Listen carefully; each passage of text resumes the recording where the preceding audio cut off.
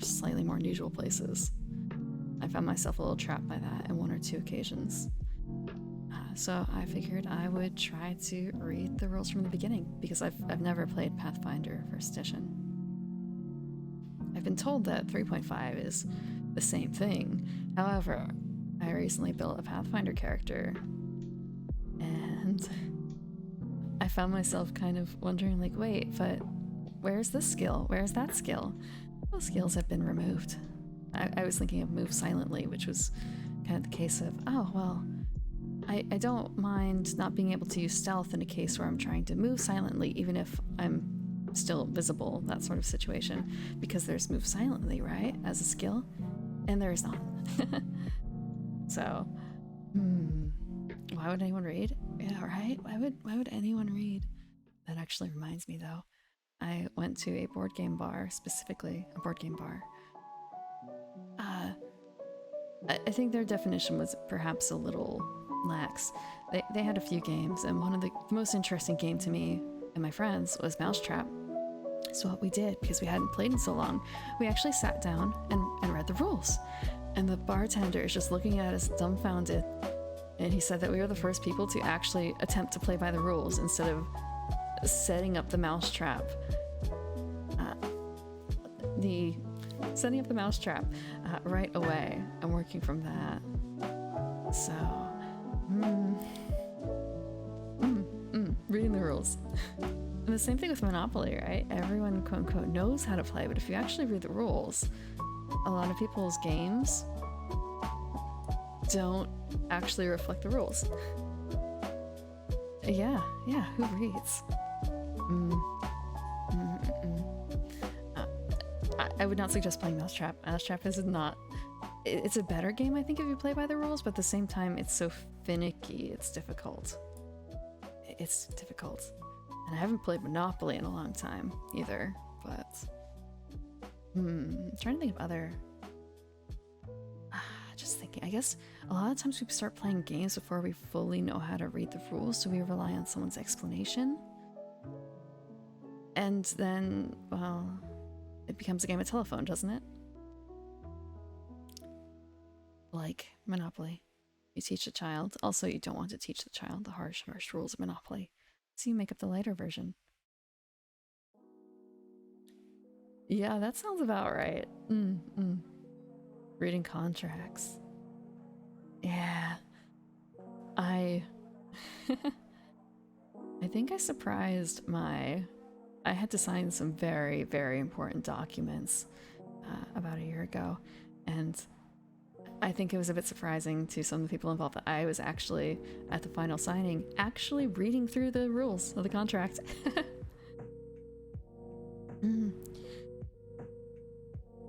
And some other situations where I appear to be the only one not instantaneously signing.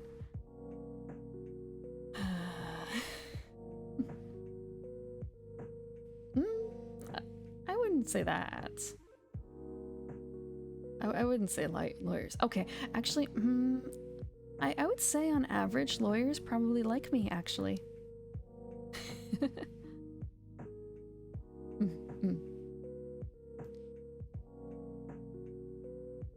When someone turns into a vampire, I've never encountered that sort of situation.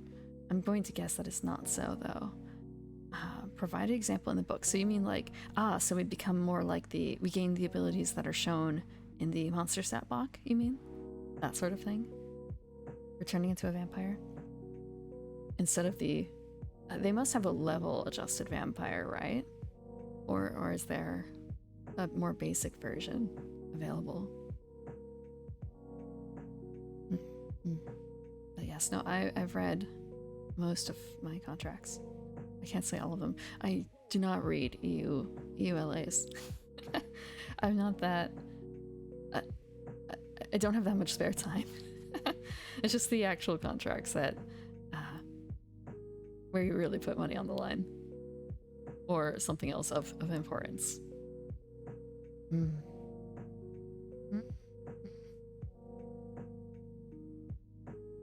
Yeah.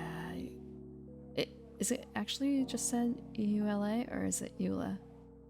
It feels strange to just call it a EULA. I'm sure that perhaps if you're in the business of writing them, you would just call them a EULA. It would make sense. And EULAs just remind me of Yaras. 3.5 example of what a player turned vampire might look like on paper. Ah. You give flurry of blows upon becoming a vampire? So, okay. Okay. Yeah, instead of getting 3.5 had a lot of templates, right? So I guess you need to give them a blank template instead of an already applied template, which is the issue.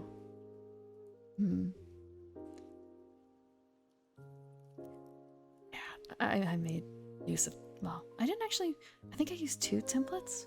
No.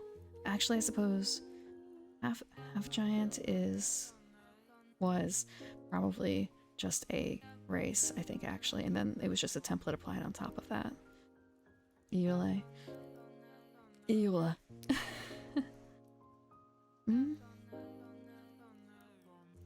Okay, playing the game. But yes, I have never played Pathfinder, so this is going to be a first time getting into it. I will say I have already created a character, and the character is probably very good at what they do, but I want to make sure I know what I'm doing here, that I understand all the rule interactions. I also should say that when I've played this game, I've only played it online, so I've been able to, I don't want to say cheat on the math, because if you have a pre-made formula and, well, I suppose it's more so that, like, I want to be able to make sure I understand how everything works together. For instance, BAB and stuff like that, base attack bonus. I have played a game that used that, but at the same time, it's been a while and I've forgotten quite a bit. And I know that there was some math involved behind it, but I don't exactly know what. I guess the same with the... Okay, there's a few other words I don't know here. Okay, so I'm going to switch over to something else for music. I hope this is going to work. Okay, I'll switch from that to paper. Paper. Okay. And let me swap this out too. Will it remember? Will it remember? Will it figure it out? Actually, will it figure it out? Do I have to swap in order for it to figure it out? Okay, let me do this real quick. Okay. I just have to switch that.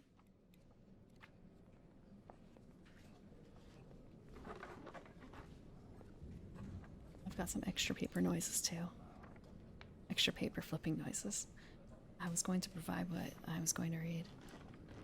There is a couple of places that you can get the rolls. However, I'm going to be using this particular one because it seems the most document-like. I could actually, I do have a Pathfinder 1U starter set downstairs.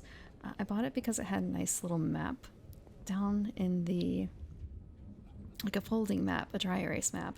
And it also came with a lot of nice little,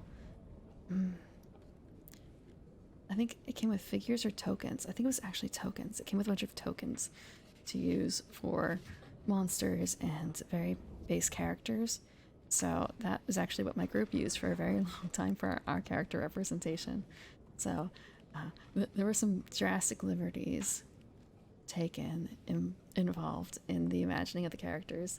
We didn't have any character portraits or anything. That was kind of beyond us. We just had honestly, when I think about it, I think we gave like very basic descriptions in the beginning, and then we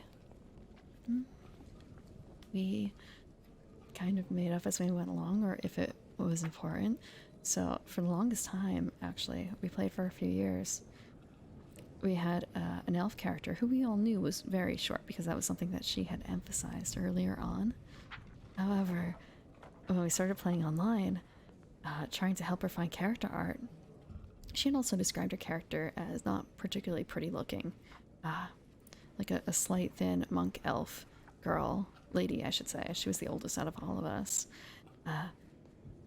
So, like, trying to find character arts and pick crews and stuff to fit her, and I think eventually, I think we had all imagined her as blonde, for instance, but she ended up being green-haired. Just, like, it's a detail that doesn't really matter in the grand scheme of things at all, really. It's just something you don't really think about the mismatch if it's just all audio and words. The mismatch between people's imaginations. I guess unless it has a mechanical effect, which is usually what the TM has to worry about, I suppose. Okay. I've got the book. It's a big one. So we have playing the game. While playing the Pathfinder RPG, the Game Master describes the events that occur in the game world, and the players take turns describing what their characters do in response to those events. Unlike storytelling, however, the actions of the players and the characters controlled by the Game Master, frequently called non-player characters or NPCs, are not certain. Most actions require dice rolls to determine success, with some tasks being more difficult than others. Each character is better at some things than he is at other things, granting him bonuses based on his skills and abilities. Whenever a roll is required, the roll is noted as D#, with the hashtag representing the number of sides on the die. If you need to roll multiple dice of the same type, there will be a number before the D. For example, if you are required to roll 4d6, you should roll 4 six-sided dice and add the results together. Sometimes there will be a plus or a minus after the notation, meaning that you add that number to, or subtract it from, the total results of a dice, not to each individual dice rolled. Most die rolls in the game use a d20 with a number of modifiers based on the character's skills, his or her abilities, and the situation. Generally speaking, rolling high is better than rolling low. Percentile rolls are a special case, indicated as rolling D percentage. You can generate a random number in this range by rolling 2 differently colored 10-sided die, 2d10. Pick one color to represent the tens digit, then roll both dice. If the die chosen to be the 10 digit rolls a 4, and the other d10 rolls a 2, you've generated a 42. A 0 on the tens digit die indicates a result from 1 to 9, or 100 if both dice result in a 0. Some d10 are printed with 10, 20, 30, and so on in order to make reading the D percentage roll easier. Unless otherwise noted, whenever you must round a number, always round down. As your character goes on adventures, he earns gold, magic items, and experience points. Gold can be used to purchase better equipment, while magic items possess powerful abilities that enhance your character. Experience points are rewarded for overcoming challenges and completing major storylines. When your character has earned enough experience points, he increases his character level by 1, granting him new powers and abilities that allow him to take on even greater challenges. Okay. I actually did wonder about the 0 digit on the D percentage roll. I've never asked. I've only hoped that it never came up to me to have to announce that sort of value. Like, I got these numbers. I don't know how to read them. It's very embarrassing. There's also the case of rounding up and rounding down. I never remember in the systems which way you tend to round. I think in some cases it depends on who rolls. For instance, like players might always round up, and DM always rounds down. I think that is something that occurs in some systems. Okay. For some reason, actually, yeah. I suppose just thinking about it, because this is the very introduction, hopefully it's the thing that the players are most likely to read aside from their particular race and class combo. I would hope that this is the most frequently learned or read thing. Okay. The most important rule. The rules presented are here to help you breathe life into your characters and the world they explore.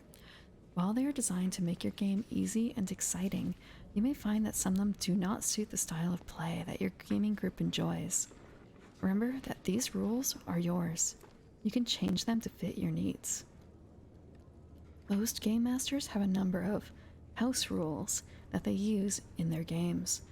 The game master and players should always discuss any rules changes to make sure that everyone understands how the game will be played.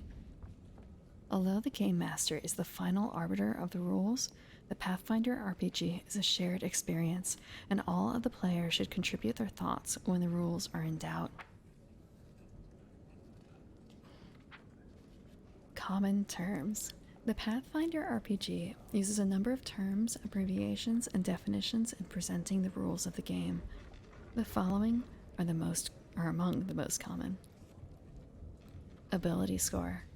Each creature has 6 ability scores: strength, dexterity, constitution, intelligence, wisdom, and charisma. These scores represent a creature's most basic attributes. The higher the score, the more raw potential and talent your character possesses. Action. An action is a discrete measurement of time during a round of combat. Using abilities, casting spells, and making attacks require actions to perform. There are a number of different kinds of actions, such as a standard action, move action, swift action, free action, and full round action. See combat. Alignment. Alignment represents a creature's basic moral and ethical attitude. Alignment has 2 components, one describing whether a creature is lawful, neutral, or chaotic, followed by another that describes whether a character is good, neutral, or evil. Alignments are usually abbreviated using the first letter of each alignment component, such as LN for lawful neutral, or CE for chaotic evil. Creatures that are neutral in both components are denoted by a single N.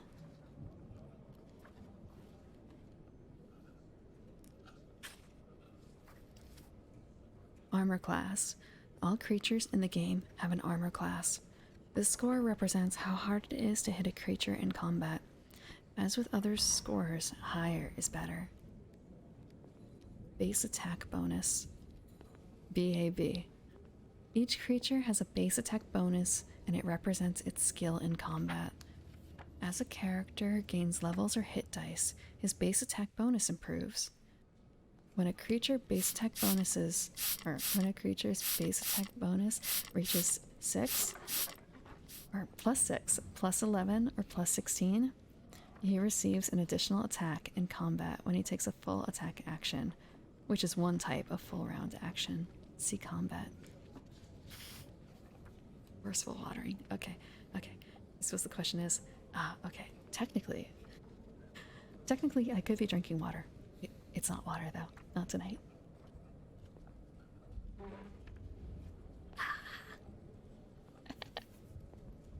I do actually have to wonder. I've watered plants with water, and I've also watered them with something that is probably literally manure water. A specific concoction that was pre-made. But how bad would it be to water a plant with alcohol? Not that I'm a plant, mind you. I've never tried. I wonder if it would be too acidic, actually. It probably would be. Trying something new tonight? No, it's not long. It's Farmstead. It's Champlain Orchard's Farmstead, semi-dry hard cider. It was, that or Riesling. It's just one can. It's breakfast.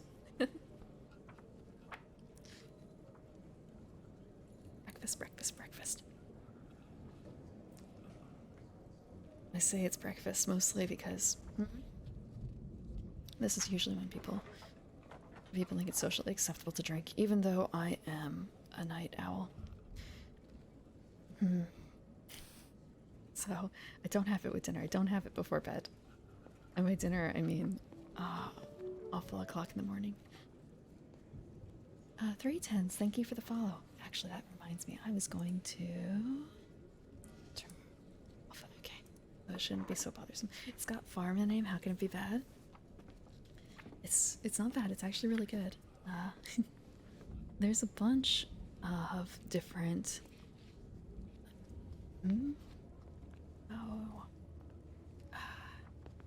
Apple farms, I think, around here. Maybe apple farms isn't the right word, but there's a ton of different little cideries. Bad for plants. You'd be surprised about some of the things that can be bad for plants. For instance, like certain kinds of manure are bad for plants, I think. You have to be careful. I think, for instance, you don't really want carnival scat in there. I think like a little bit would be fine, but like you don't want it to be made like entirely out of like animal or like carnivore scat. Usually. But yeah, there's a ton of little cideries, and some of them have some of the smaller ciders have really interesting names. And then you find out that they're actually named after apples or combinations of apples. So, for instance, it feels really neat to break out a bottle of something called Northern Spy. And like, oh, is it just a made-up name? No, it's named after 2 different types of apples, I think. Or Northern Spy is a combination of 2. Spy. Okay. Okay, so there's a Northern Spy apple.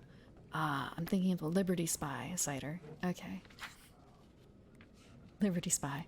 Liberty Spy is probably a better drink to have, like, in the summer, you know, July in America, than breaking out Northern Spy.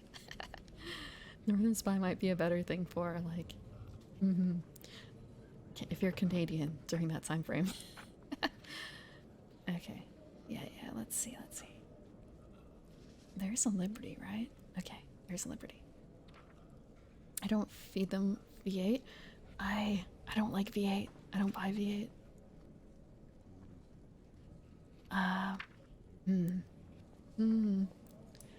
Or I should say, like, actually, wait, no. Oh, actually, that might be too much acid, just thinking, but wait, what if I combine the V8, you know, Bloody Mary mix? Maybe that would be fine? And thinking, wait, no, the alcohol is acidic, and the tomato juice is already acidic. Although, actually thinking about it for V8, every time I have a tomato that comes out to a state that I would not eat it in, not that I usually eat tomatoes very much, so if they get split, or if they're partially eaten, or something like that, or just a little strange, I just toss them down below into the pot, because, well, giving it back what it needs, right? Like what it already used, the energy. Let it give back to the earth. And just thinking that's the start of V8 right there. Like maybe I should just save those and mix them all up and make it into like a pulpy tomato juice paste thing to put in the pots. Like, would that be bad? I honestly don't know. I am a big beginner gardener. I am testing these things out. Like maybe I shouldn't be tossing the tomatoes down there. I do the same with the peppers too. Because there have been a lot of peppers that I've had that have been, I think, sunblasted? Sunburned is the word. Which does not look like humanoid sunburn. It looks quite different. Gatorade good for plants? That's also a good question. I don't know. That would actually... I wonder if someone's done a study on that. Like, visually. There has to be someone, right? There are colleges out there for nature studies. Actually, I wonder if there's someone I know who I might be able to ask. My sister is a good gardener, but I feel like if I ask her these questions, she might call like plant like child support services, but for plants on me. Especially because she was the one who gave me a lot of these plants. So maybe there's someone else I can ask who would be a little less judgmental.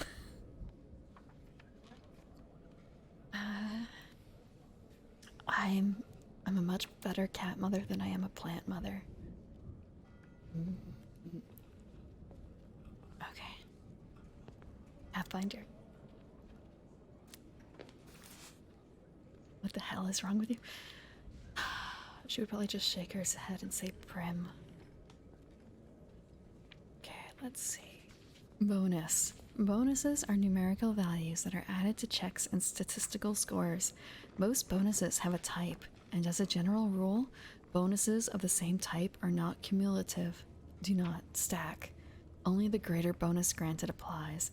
I remember this rule. This was a very sticky rule. Finding the most bonuses that you can that are different types.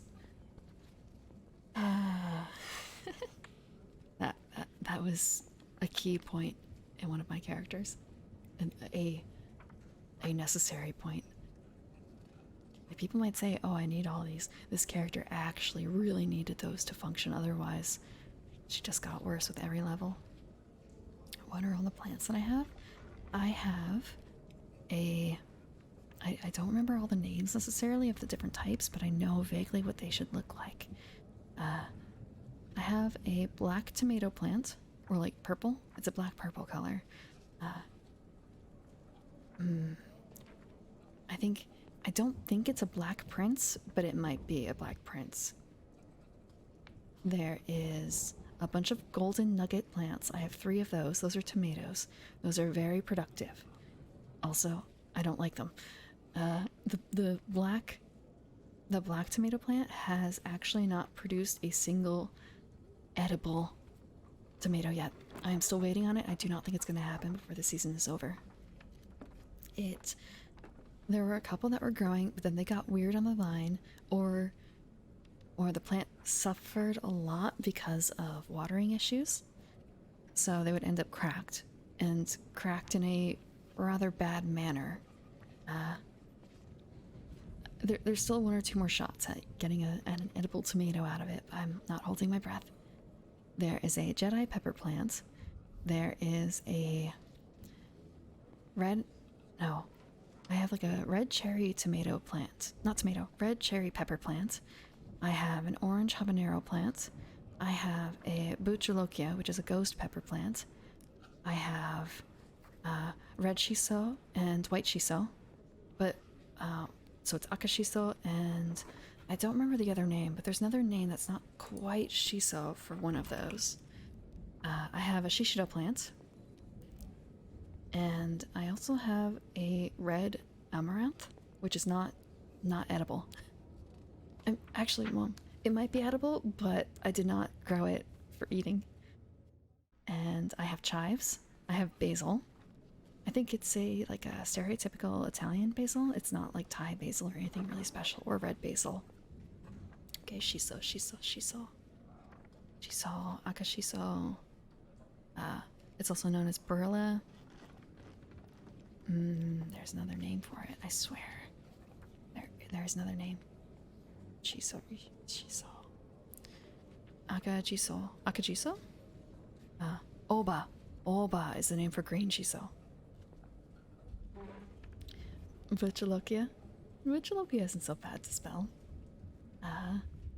Red hot cherry peppers, the orange peppers.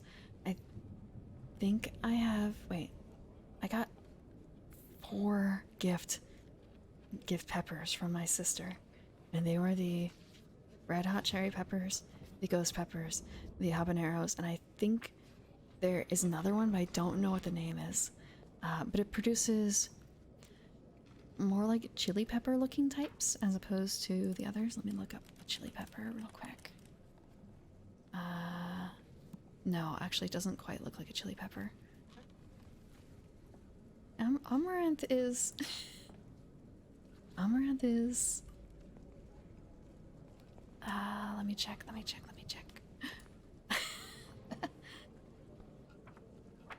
Maybe it is an amaranth.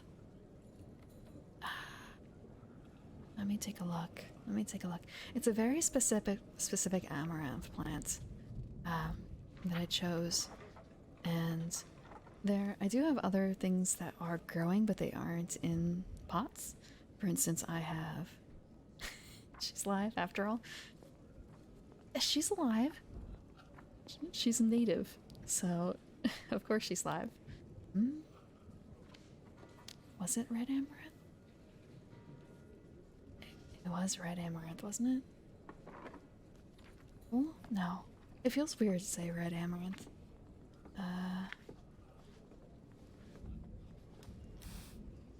But I also have hydrangea that are blooming right now. The fall blooming hydrangea, not the, like, summer blooming hydrangea. There are two different types. I have both, though. At least I'm pretty certain I have both because, again, some of them bloomed way earlier in the season than others. I also have hyacinths, and I have an entire map of my garden. I just don't remember all their names. I have a lilac bush. I have a bunch of things that make things that are not edible. I also need to actually probably uproot some things that need to be taken care of. I have something that I need to replace, and also it's about the time of year I actually want to plant some evening primroses. I don't actually have any in my garden. Oh, hydrangeas, yeah. Just, what is it? There's a psych joke about it? Or was that something else? Like, I've had these plants longer than you've been alive. And looking at the garden that I have, I'm going to bet, yeah, that there are definitely plants in here that have been there longer than I've been alive. 100%. Hmm? Let's see. What else do I have? I made a huge note. Hyacinth is your cousin's name? It's a pretty name. It's a pretty flower. Let's see. The map. Where's the map? Where is the map? Okay, my garden. I have flowering dogwood. I have Japanese maples, Japanese barberry, rhododendrons, lily of the valley. What else? Grape hyacinth. I have a couple different hyacinths. I have at least 3 different types. But I would say the most noticeable is probably and I also have Spanish bluebells. The most notable would probably be the maples. They're very cute. And also Spirea. I think that's how it's pronounced. That one also reminds me a bit of my childhood. A lot of these are not flowers that are particularly big or noticeable aside from the hydrangeas, I would say. For instance, well, the lilac would also be noticeable except for the fact that it's a small-ish tree and it's a little bit buried behind some other things. You would have to go looking pretty closely to see a lot of the other ones. Or you have to catch them at just the right time. For instance, a lot of these ones that I've named have already flowered for the season, and that's why they're on my map. Because you can identify them, I think, without the flowers, but it's a lot harder. You've seen Psych, right? There's an episode entirely dedicated, catching someone by their scent. If they have a particular scent that is a perfume, but is also a flower, if they're a gardener, that they spend a lot of time with that particular flower. Because some of these have very distinct smells. They're very distinct.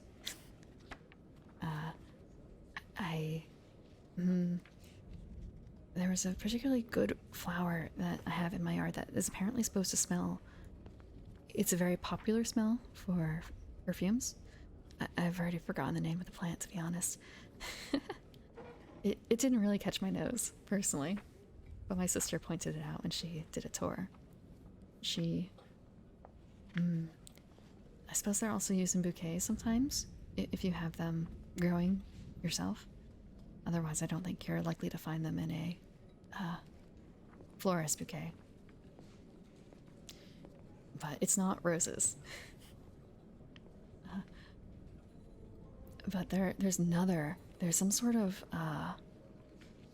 pear tree. It's an ornamental pear tree.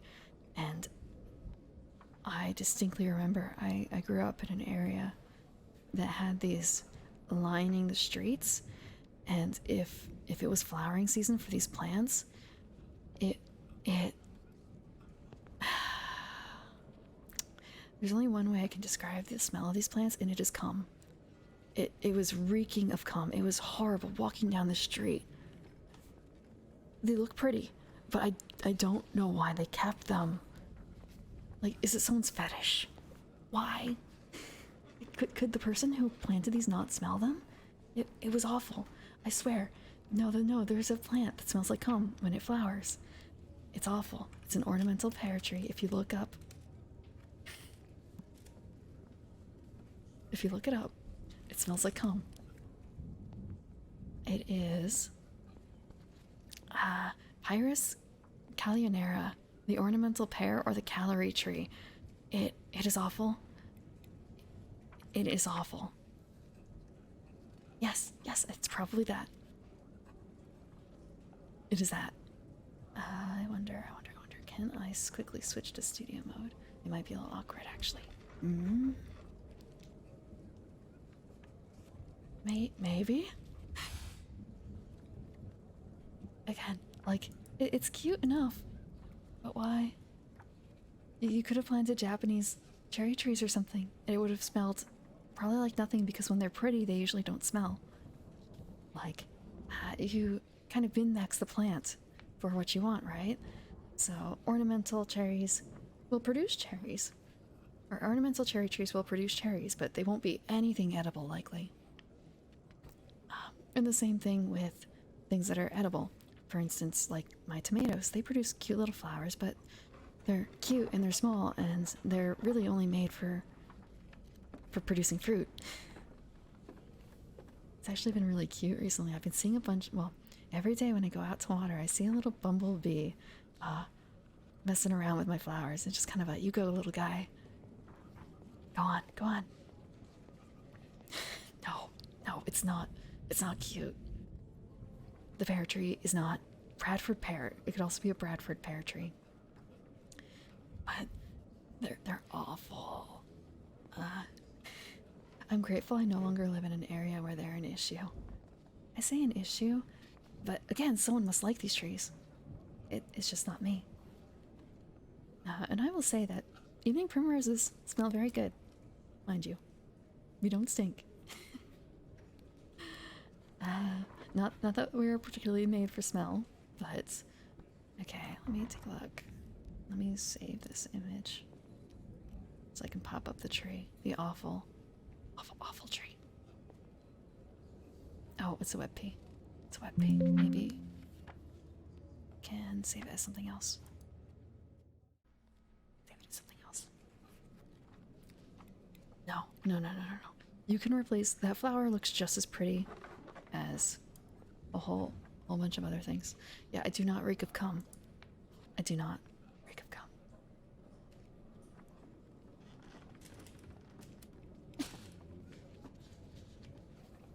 Really quick.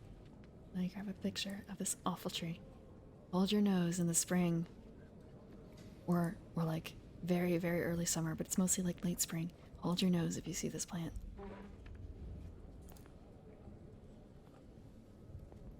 Hold your nose. This is it. This is it. It is a lie. Hold your nose.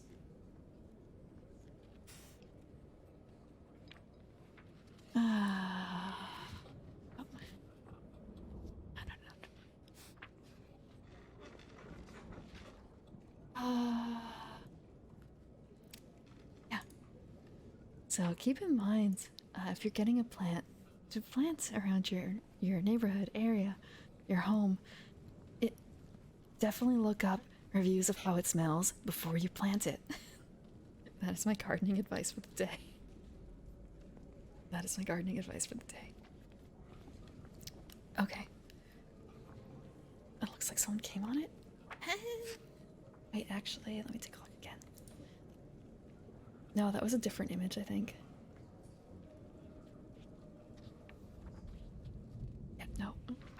it's an invasive species. I think it's just an ornamental species. A lot of the ornamental trees actually have, well, I shouldn't say a lot. I haven't looked up whether or not it's invasive. I feel like trees are usually a bit harder in terms of invasive versus, say, bamboo or something else.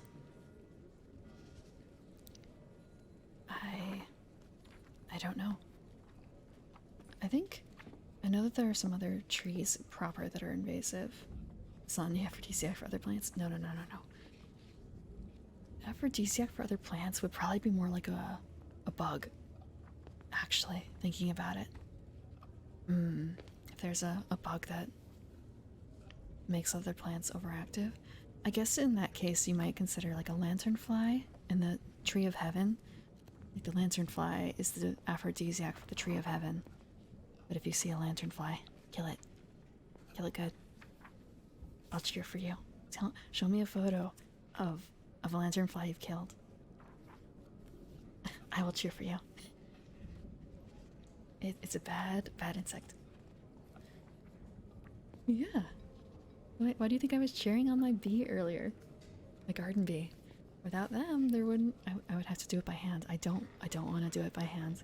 I don't want to have to identify the male and the female flowers if a particular plant has that division. I don't want to have to hand pollinate flowers.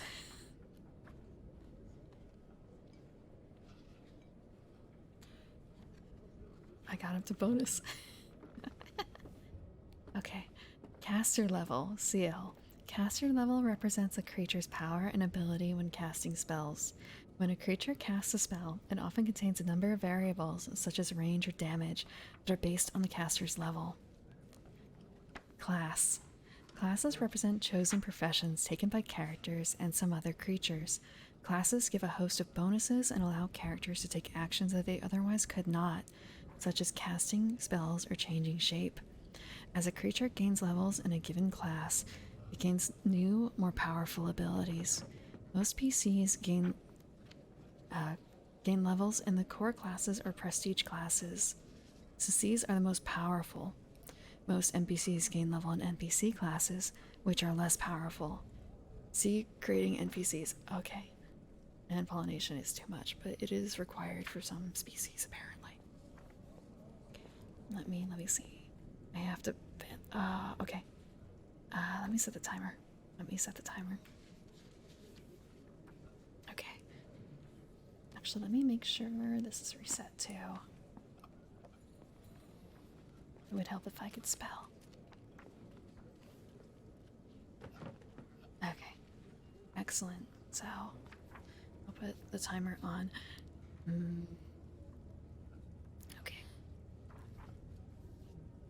A check. A check is a d20 roll which may or may not be modified by another value. The most common types are attack rolls, ability checks, skill checks, and saving throws. Combat maneuver. This is an action taken in combat that does not directly cause harm to your opponent, such as trip him, disarm him, or grapple with him. See combat. Combat maneuver bonus. This value represents how skilled I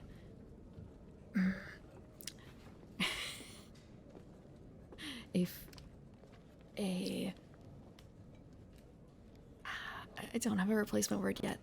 A thing is at performing a combat maneuver. When attempting to perform a combat maneuver, this value is added to the character's d20 roll. Combat maneuver bonus, CMD. This score represents how hard it is to perform a combat maneuver against this being, a creature's. Damn it! Okay. I was so proud. Okay.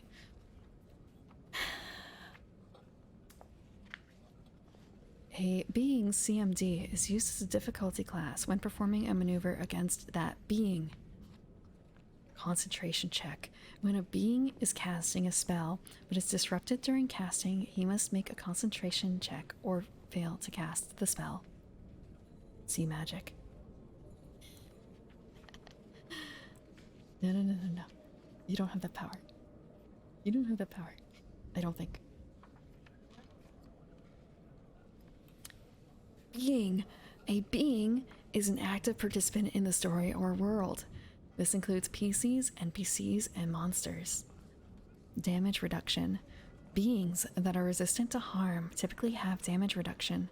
This amount is subtracted from any damage dealt to them from a physical source. Most types of damage reduction can be bypassed by certain types of weapons.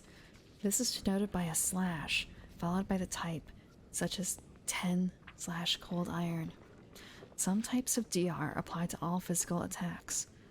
Such DR is denoted by the I think it's an M dash. Let me double check. I think it's an M dash. I'm gonna call it an M dash. M dash symbol. See special abilities for more information. Difficulty class. Whenever a being attempts to perform an action whose success is not guaranteed, you must make some sort of check, usually a skill check. The result of that check must meet or exceed the difficulty class of the action that the being is attempting to perform in order for the action to be successful. Minion? Minion as a word? Minion is actually a separate thing, though. Like an actual separate creature. Oh, actually, that might be hireling in this case. I know minions were a thing in 4E. A being, a DM, yes, the DM is also included in the rules. You just have to fight against God to do so. Extraordinary abilities. Extraordinary abilities are unusual abilities that do not rely on magic to function. I'm not certain if you have the ability to fail. I may have marked that up as only for certain people. Not that I have any mods or VIPs or anything else like that. I don't even have regular. Oh wait, I think I do actually have regulars marked down. Let's see. Experience points, XP. As a character overcomes challenges, defeats monsters, and completes quests, he gains experience points. These points accumulate over time, and when they reach or surpass a specific value, the character gains a level. No, I said character. I said character. Character is not the same as being. And also defeats monsters. Feat. A feat is an ability a creature has. Damn it. Okay.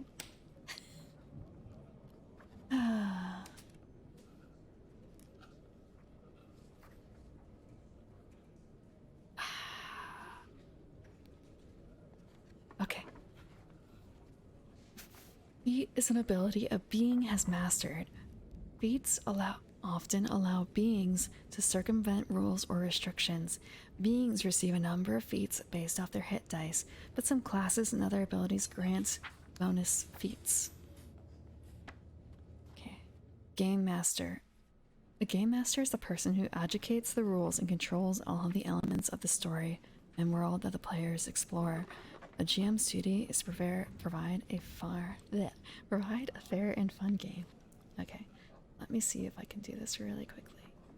Okay, I'm going to be switching over from something else real quick. Will this work? Will this work? This work? Oh, I wonder why this didn't work. Okay. Zip. Okay. Will this work?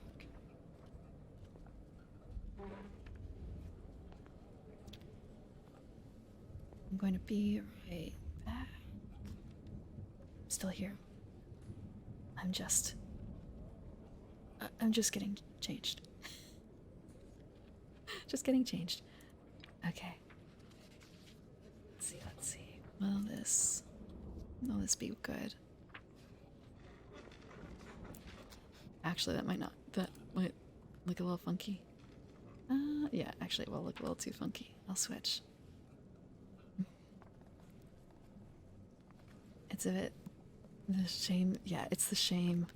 I need something for that, actually. Shame change. Okay. Will this work? I think this is the first one. Okay. There's also a bit of an, not issue, but just realizing that I was prepared for one thing. But, well, how to put it? I'm mostly green, but I'm also a bit yellow and a bit purple, right? And You know what colors are the most likely to be made transparent? Mm.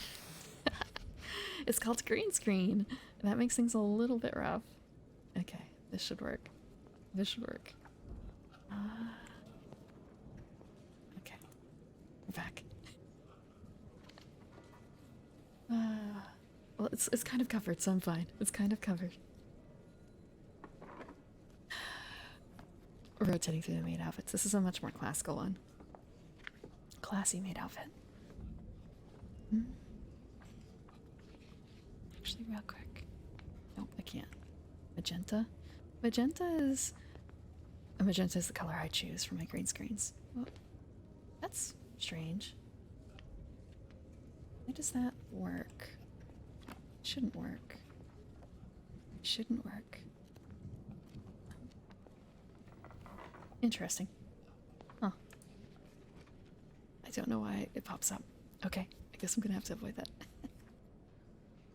But the timer is done. I have failed. I have failed twice. I swear, it was only twice. I don't know where that third one came from. Thank you for the follow, Rome. Welcome. Welcome, welcome. I'm reading. I'm quote unquote reading through the Pathfinder book. It's a little slow going. I was distracted a little bit by plant talk earlier, but I'm back to reading now. And I just failed a game. The word creature was banned, and I said it twice. Okay, next page. Okay. Where was I up to? I read damage reduction, I read feat, I read game master. Hit dice. HD. Hit dice represent a creature's general level of power and skill. As a creature gains levels, it gains additional hit dice.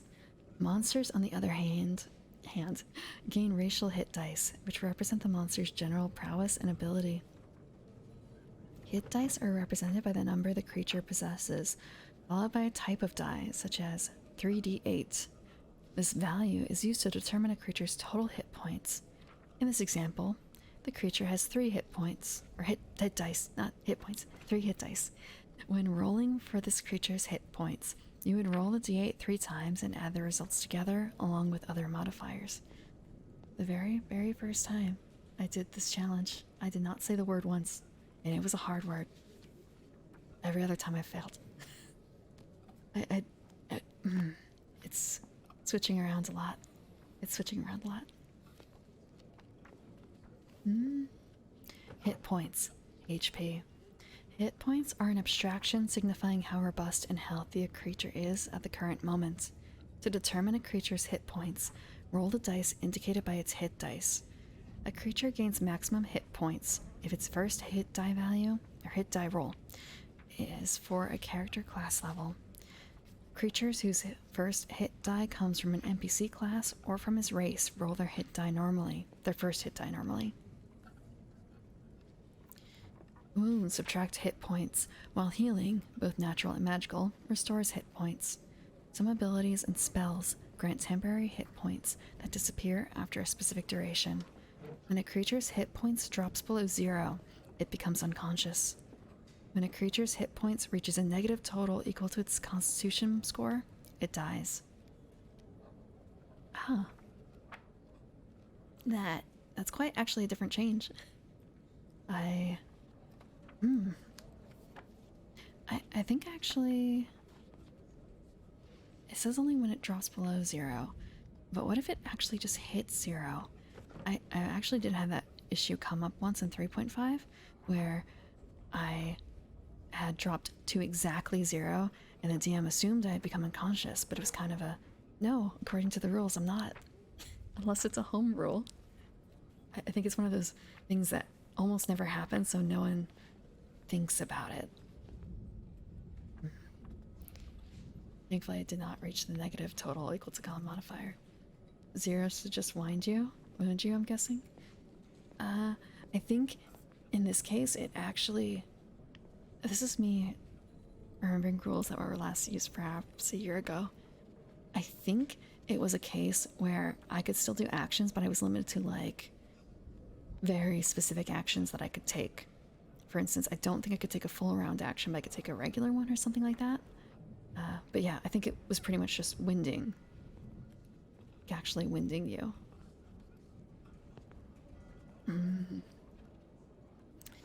Initiative. Whenever combat begins, all creatures involved in the battle must make an initiative check to determine the order in which the creatures act during combat. The higher the result of the check, the earlier the creature gets to act.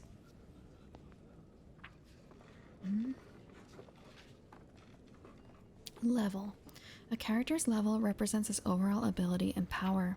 There are 3 types of levels. Class level is the number of levels of a specific class possessed by a character. Character level is the sum of all the levels possessed by a character in all of his classes. In addition, spells have a level associated with them numbered from 0 to 9. This level indicates the general power of the spell. As a spellcaster gains levels, he learns to cast spells of a higher level.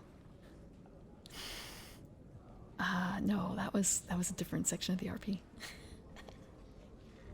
Although then again, the wine did kind of knock most of us out. And I think so did the dining, actually. Don't be very careful if you wine and dine with drows. Or drow? I suppose drow is the word. It's sometimes, well, just like eating fugu, that sort of thing. Something that if you eat it prepared wrong, or if you're not used to it, it might lay you out, that sort of thing.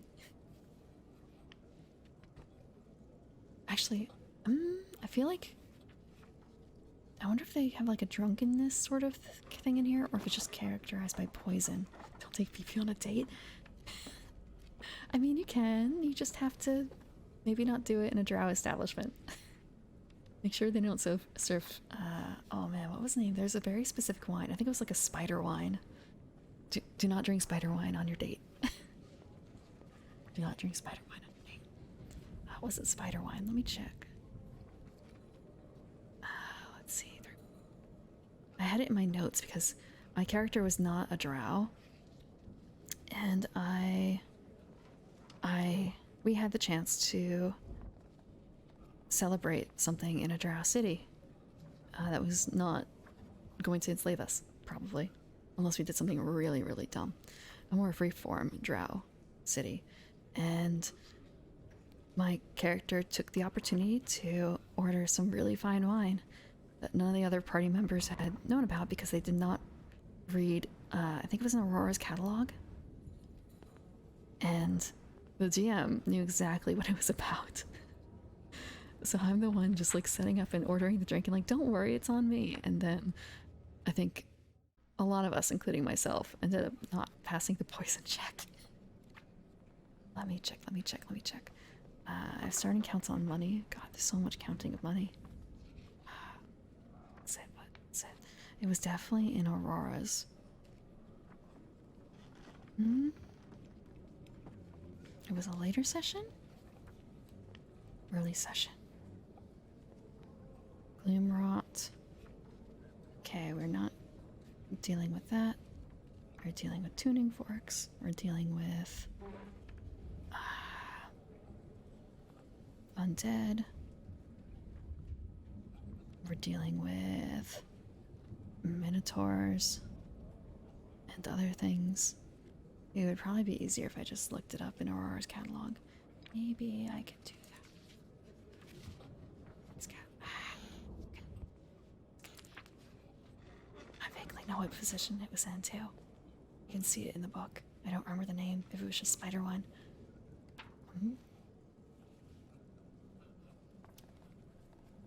I would definitely recommend, even if it's not something that you're likely to, I guess, play with directly.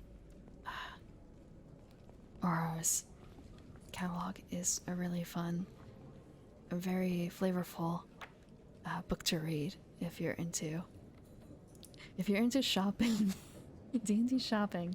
Aurora's Whole Realms catalog. Okay, Bread, cheese soup, cheese shop, cheese shop, cheese shop. Wines and ales, wines and beers. Shadow Dark, no. Soothsale, nope. Blood wine, no. Mead. Under Mountain. No, no, no, no, no. Not winter wine, not spiced wine. I thought it was in here. It's in here as a wine. Unless it was in the section on. It may have been in an Underdark book. Now that I think about it, it may have been in an Underdark book. Unless it was exotic. Coffee, soy sauce. Like you can find the price for like soy sauce. Kind of crazy. Okay, whiskey, ruby, wine spiced, wine table, winter wine, salt fire wine. Was not Under Mountain, unless it was in the base book.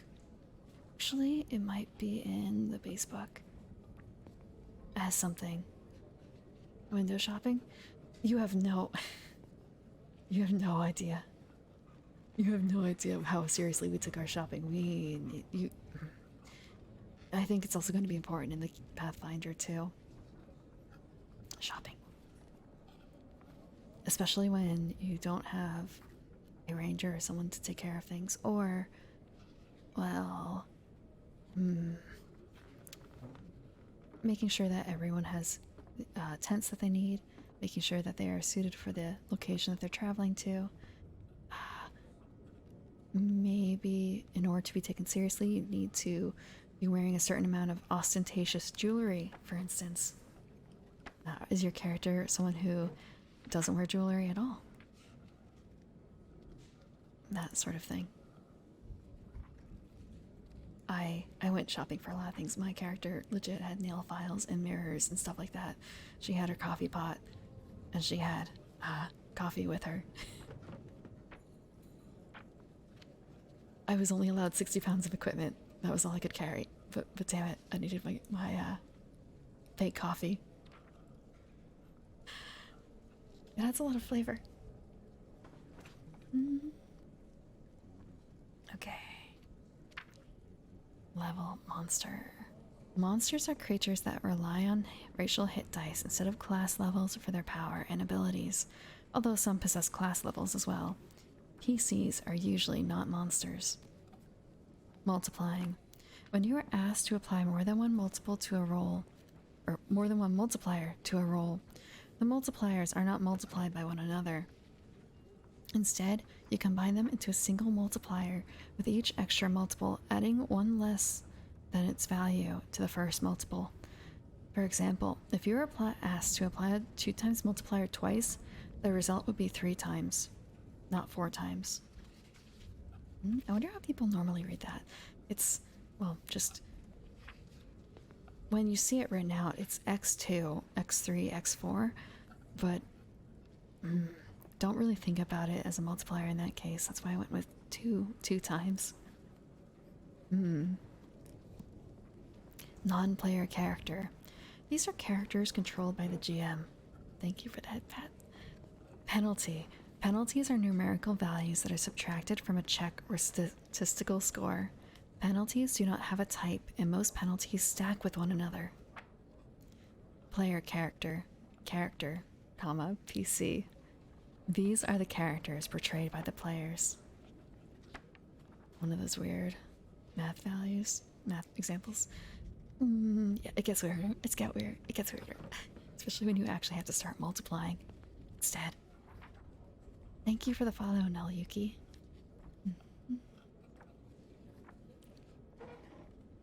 Round. Combat is measured in rounds.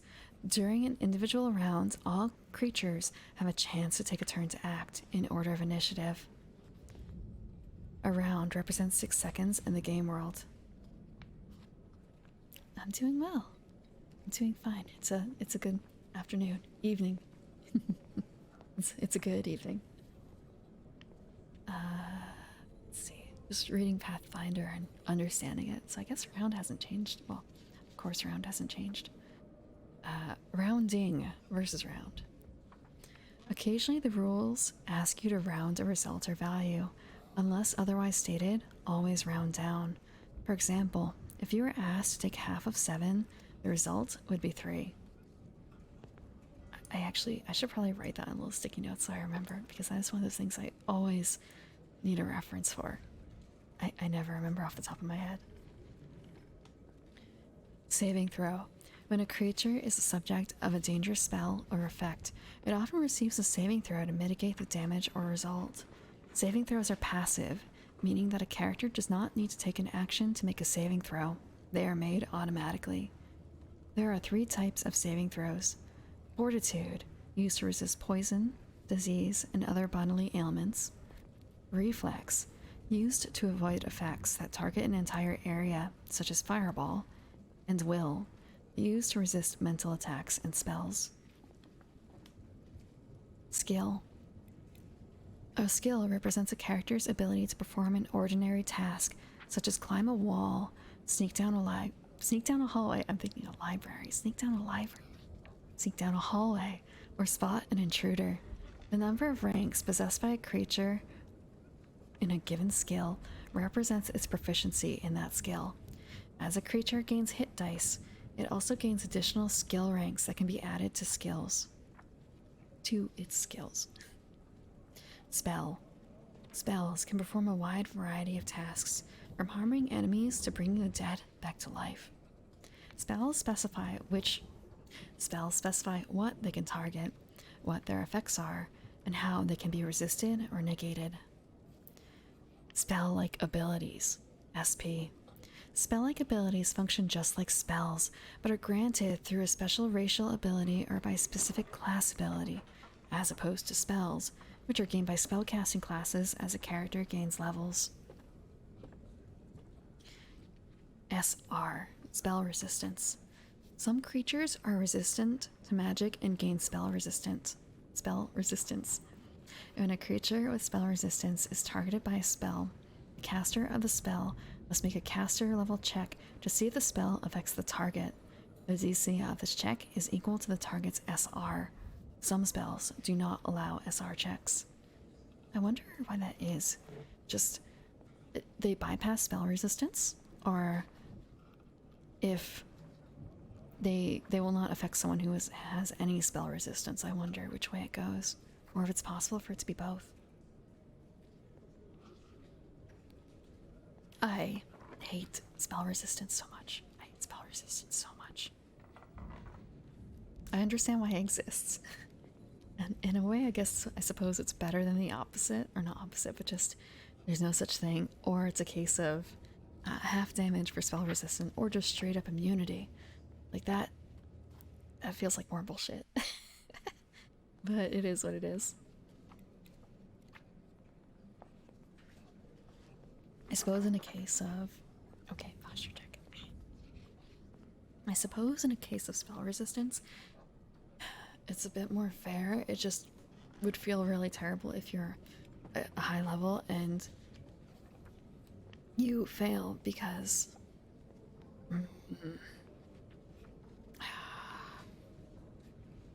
It feels bad when you fail.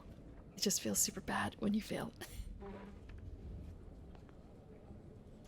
I had class where I had to, I think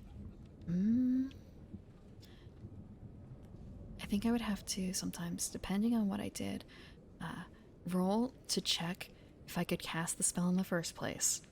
And then, well, it wasn't a spell, but I think it was spell-like. Roll to see if you could cast the thing.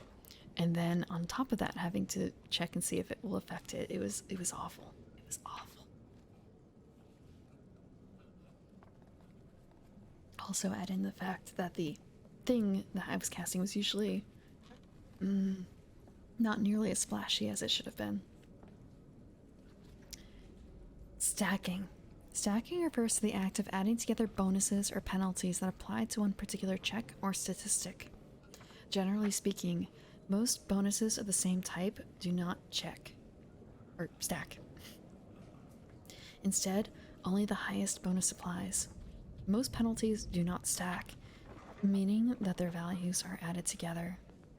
Penalties and bonuses generally stack with one another, meaning that the penalties might negate or exceed part or all of the bonuses and vice versa.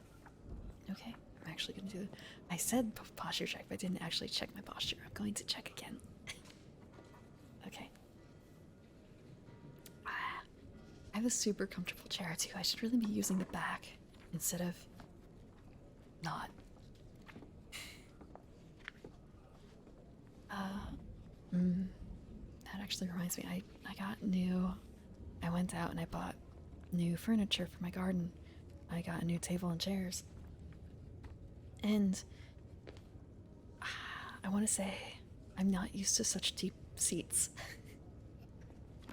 Maybe I'm just too used to smaller seats. I'm not exactly very tall. But I'm going to have to get used to those seats soon. What? And also, I suppose, just the sheer... Okay, move back, move back, back. It is the season to be shopping for that sort of thing. It's just a bit of a shock looking at the prices. But I hope to be able to entertain in the garden a bit more soon.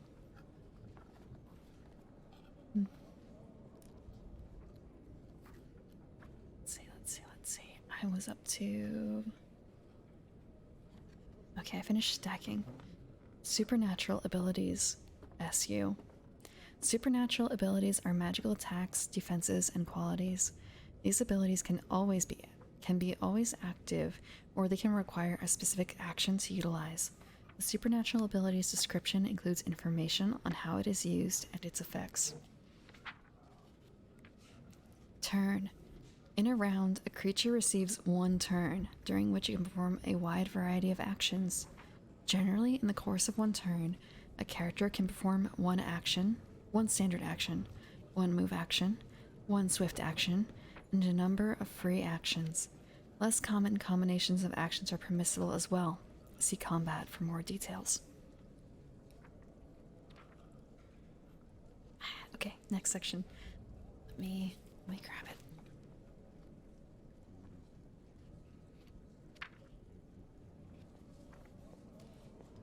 Generating a character. Yeah, I failed. I was banned from saying the word creature and I said it twice. That was how long ago? That was 30 minutes ago. I Thank you for the reminder. Thank you for the reminder, Mazoku. The punishment is over. I did not set up a timer for it. It is over. I'll be back in a second. I need to rechange out of the maid outfit. Is that a sad Karagi? You brought this upon yourself. Okay, I will be back. I just need to change. Let's see. Oh, in fact, I don't need to worry about that. I need to worry about this. I need to find more costumes. I have another one, but it's not actually suited for this. It's got a few more. That's interesting. Okay. Oh no. Oh no, something crashed. Okay. What? Okay, a little bit of a longer changing session. But yeah, I only have a few costumes picked out, and those are from when I was playing Tanto Kore. I thought if I lost, I would switch out, and I lost far too often. I lost far too often. This will be good. Okay. I'm going to switch out this.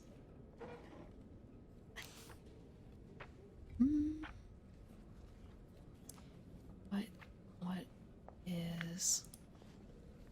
Thinking about maid outfits though. If you've ever actually put one on, I'm changing out. Yes! The punishment is over. I have been punished enough.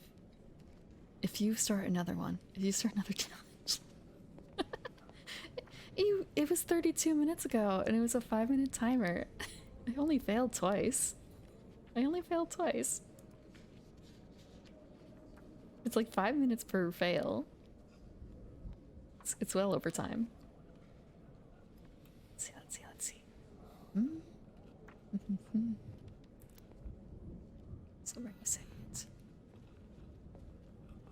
But yeah, putting on a maid outfit is actually really annoying. Only twice. Only twice. Yeah, it was only twice. Only twice. You thought it was more? I have the counter. We can go back and check. I'm not keeping just an audio record of it anymore. I built something. I only said it twice.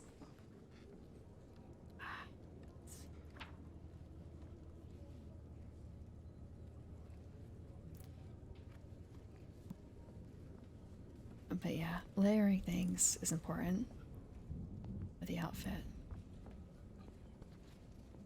And there's something that people tend to get a little wrong, unfortunately. I say unfortunately, no one's really going to know except for the maid herself. No, it's not until streaming. No. No. I've done this before, you know the rules. You know the rules. You've seen me change the multiple maid outfits during the same session. During the same session.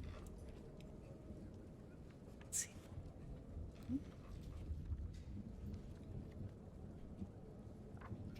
This one's better.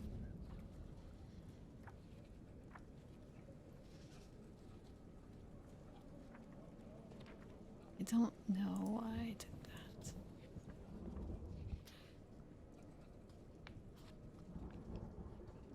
Maybe if I make this a little bit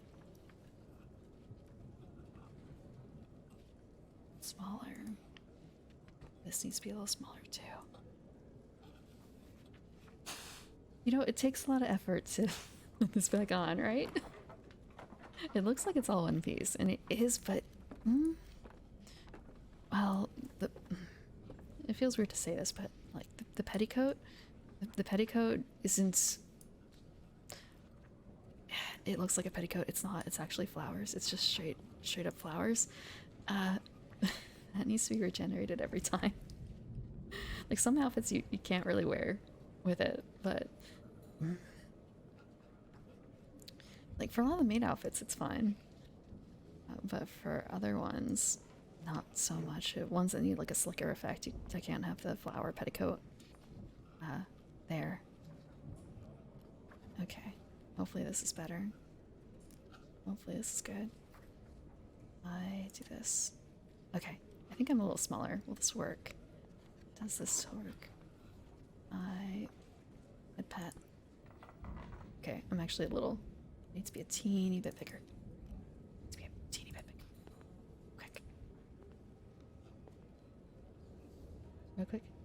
A little bit bigger. I don't have this mathematically arranged out. I really should. Okay, head pat now. Why did it fly in and out? Okay, maybe a little higher. A little higher. That's probably good. Okay. Immersion unbroken. Hopefully. Hopefully.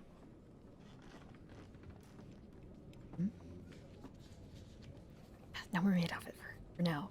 I have to fail again for that to happen. I'll switch to a different maid outfit then.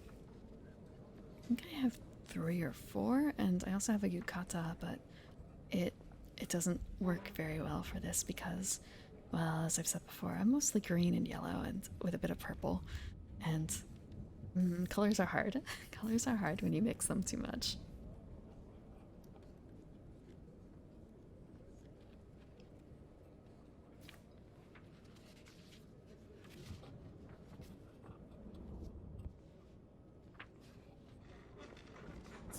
Generating a character. Generating a character. From the sly rogue to the stalwart paladin, the Pathfinder RPG allows you to make the character you want to play. When generating a character, start with your character's concept. Do you want a character who goes toe-to-toe with terrible monsters, matching sword and shield against claws and fangs? Or do you want a mystical seer who draws his power from the great beyond to further his own ends? Nearly anything is possible. Okay. Once you have a general concept worked out, Use the following steps to bring your idea to life, recording the resulting information and statistics in your Pathfinder RPG character sheet, which can be found at the back of this book and photocopied for your convenience. Just thinking, who actually did that? I don't know if I ever had to. But I suppose in the age with the internet, we just had to find it out online and print it out instead. I guess before then, that would have been... I know that for a lot of books, people will actually rip out the pages. Like, you have to basically gut the book in order to make really nice copies, because otherwise you end up with that awful gap in the center, right? So do people just deal with that, or do they tear out the book? You don't Xerox your Pathfinder sheets. Oh, Xerox is actually, wait, is Xerox still in business? I thought that they were, like, out. I thought they were gone. I thought they were dead. No. I don't think I've ever photocopied a character sheet. I don't think. Actually, just thinking about another game that I have. It came with basically a little notepad full of character sheets, because it was legit just one page of sheet. Not a particularly big page, too. So you just tore it off the top. They were meant to be disposable, just like the characters.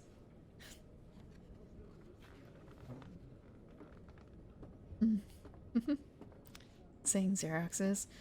Yeah, they fucked up. They fucked up real bad. Kodak didn't do so hot either. What is the name for that when you're just thinking about Kodak, taking a photo, but it's the like really big chunky photo with a uneven border, and it's a Polaroid, I guess? Is that what it's called? The not quite instant photo, but close to instant photo. Is it a Polaroid? Or is Polaroid just another brand? No, I guess it is Polaroid. Analog instant film. Yeah. Wait, Polaroid is discontinued? Huh. Well then. Something learned.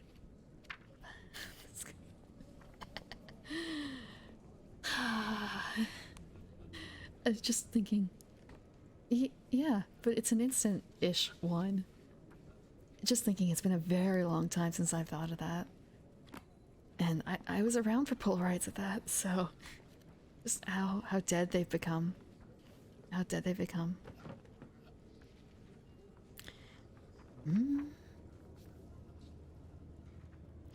Polaroid.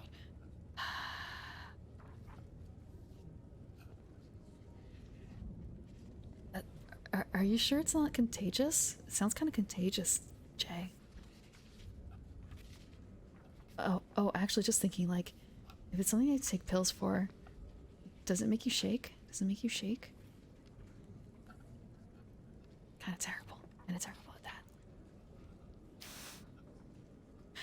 at that. Actually, wait, no, there was a song that used that. Shake it like a Polaroid picture. You've heard that line, right? You guys know that song? You know what song that line is from, right? Shake it like a Polaroid picture? Yeah. Yeah. Yeah.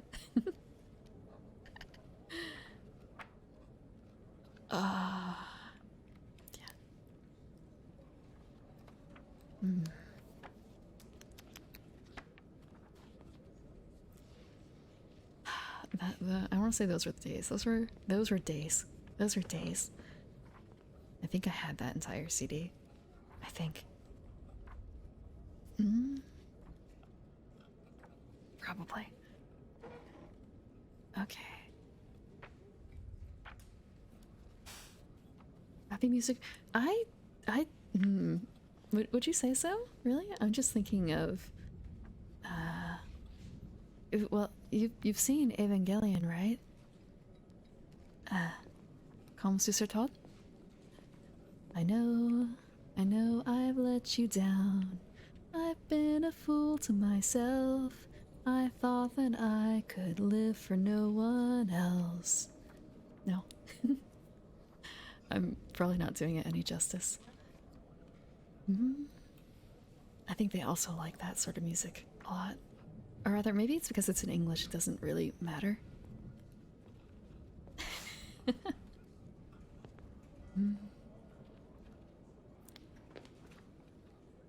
Just a guitar and you and your depressing lyrics. But I guess not going Wonderwall about it.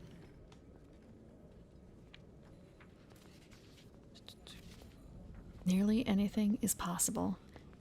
Once you have a general concept worked out, use the following steps to bring your idea to life, recording the resulting information and statistics on your Pathfinder RPG character sheet, which can be found at the back of this book. Okay, I already read that section, photocopied. When won't I bring up Evangelion? When won't I? I want to say, just thinking about. Okay, my home isn't decked out in Evangelion gear. However, it was kind of a close call for some things. I was extremely tempted to get on, I think, eBay or something like that. Maybe it was more Japanese eBay. There's an actual Asuka Prog knife from a Valentine's Day special. No, it wasn't Valentine's Day. It was a Christmas cake special. Multiple bath salts from Ava. Umbrella Ava. I did not get the Ava bucket. I also did not get the Ava ring or jewelry set. Ava wine glasses. Ava wine. Ava sake. Ava shirts. Ava scarf. Ava train pass. Keeper.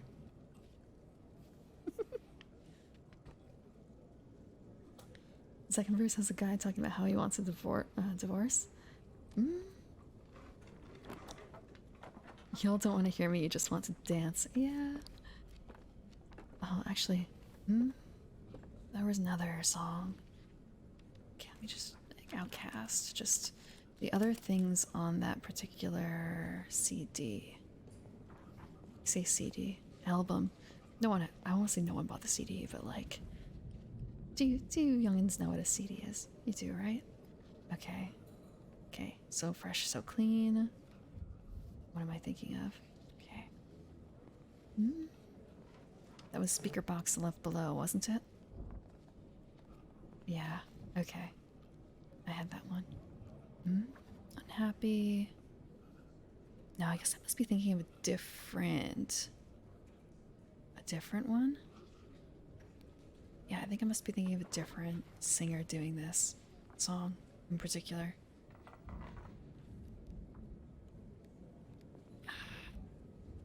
It's not here.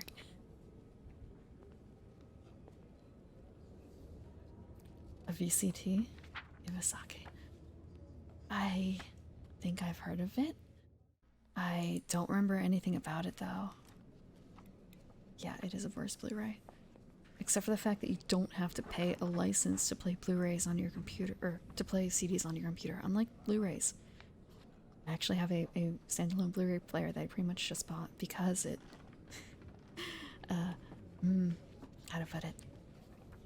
It came with the software included for playing Blu-rays. That's a bigger hurdle. Otherwise, sometimes dealing with it is a bit frustrating. Compact. Oh, I know what that is now. I know what that is. I want to say Shinji had one, didn't he? I think Shinji had a one. A VCD. You never actually used Blu-rays? It was really, I want to say exciting back in the day, but I do specifically remember buying someone their first Blu-ray so they could test their, what was it, PlayStation 3, PlayStation 4? Oh, it may have been when did 4 come out? When did 3 come out? What was the first one with the Blu-ray player? They bought one of the Persona games, and they bought the PlayStation. They didn't have any more cash for anything else, but they wanted to show off to their parents Blu-rays and like the technological marvel they were back in the day, like how much better the image was. And so I bought them I think it was Colors? No. It had a different name. Was it Colors? No. It was a Asian martial arts film. It was one of those extremely colorful, pretty ones with a lot of high wire type acts. Very, very visual effects affected. I don't remember the name of it though. What was the name of it? It couldn't have just been like Hero, could it? Arts, film, color. This is not at all. This is not at all. Maybe it was just Hero. It was just Hero, I think then. Because that one is the one that focuses on colors. When did Hero come out? Okay. I guess it must have been a PlayStation 3. That was the first introduction of Blu-ray. And that was the console wars. The console wars. I suppose in a way I did take a stand in that. The stand towards Blu-ray. No, this is the wrong... Wait. Huh? There's a lot of different Hero films. Let's see. Television, gaming, literature, film. There's so many with that name. It's not the 1997 Hero film. Okay, so I guess it was the 2002 Hero Wuxia film? I don't know if that's how it's pronounced. Wuxia.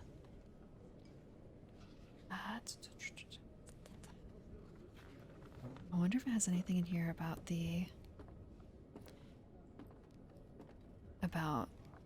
it being an early Blu-ray film. Probably not. Probably not. Wuxia? Is that how it's pronounced? Okay. I've only ever seen it written. I've never heard it. I will hope to remember that in the future. Wuxia. I've never really read or been interested in that too much. Not much for martial arts films. Although I have seen a few. I have seen a few.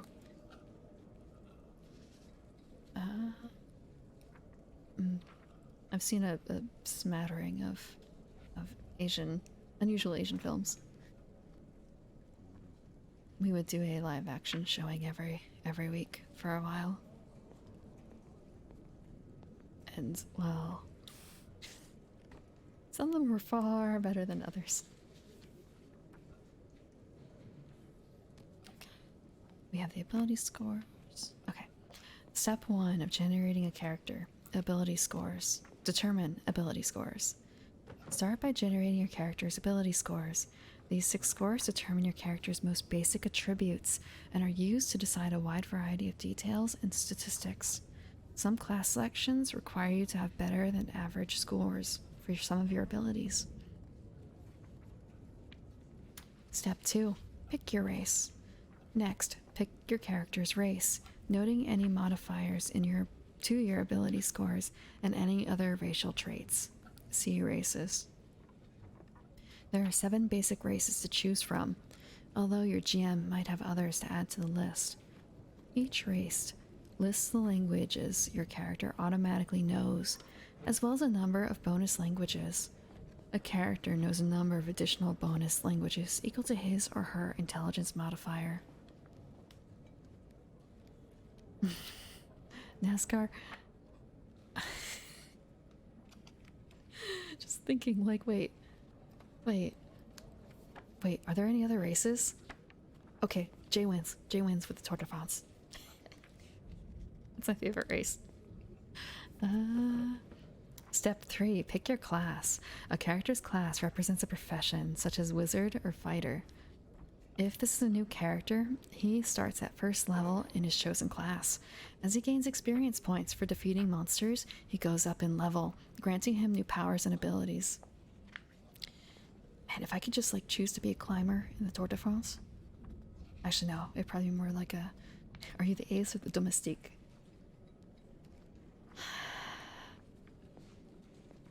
Actually, I wonder if I wonder if there is. There has to be an RPG for that sort of thing, right? There has to be like a not officially a NASCAR RPG.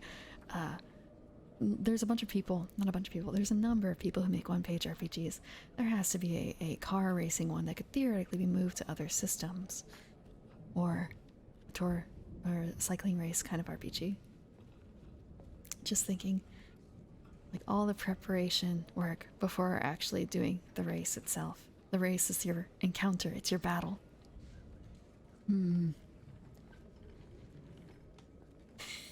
Okay, maybe a little too much thought. Thank you for the follow, Eriko Useche. Is that how it's pronounced? We're talking, well, I'm nominally reading the Pathfinder 1E SRD. Now I'm thinking about a one-page car race RPG. It would have to be technically it's weird to say call it like non-denominational, but like non-branded. So like what other kind of car races are there to pick from aside from NASCAR? Formula One?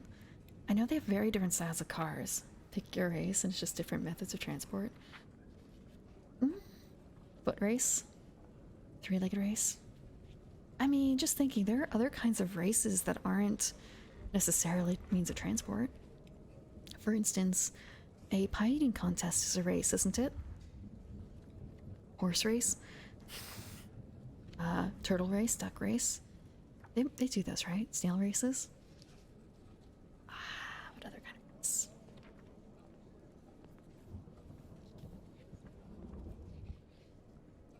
I'm just thinking about how they've made a lot of races out of other things on TV. For instance, watching I think it was a beer brewing race or something like that. Or maybe it wasn't, no, it wasn't beer brewing. It was alcohol distilling. They were making alcohol. They were making rum. That one was really shocking to see because they were all nominally independent, like indie distillers. And it's kind of a question of, aren't you going to get in trouble for talking about this, what you've been doing? Because that's illegal in the US, unless you have a license, I think. It's illegal to distill your own stuff. I think it's only legal in like New Zealand. And New Zealand also outlaws gardening, home gardening. So, we're not the land of the free, but at least New Zealand doesn't beat us on that front. Aesop's Fable, the turtle and the hare.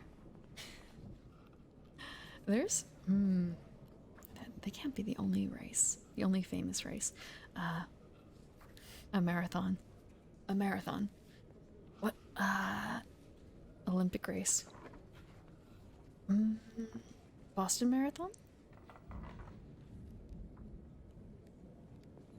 All I can think of is a class, so it's just kind of a, yes, I'm in Elliot's class. We are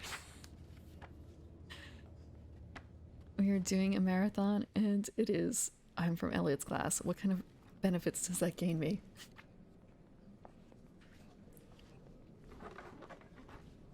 1d6 to determine whether you're a hare?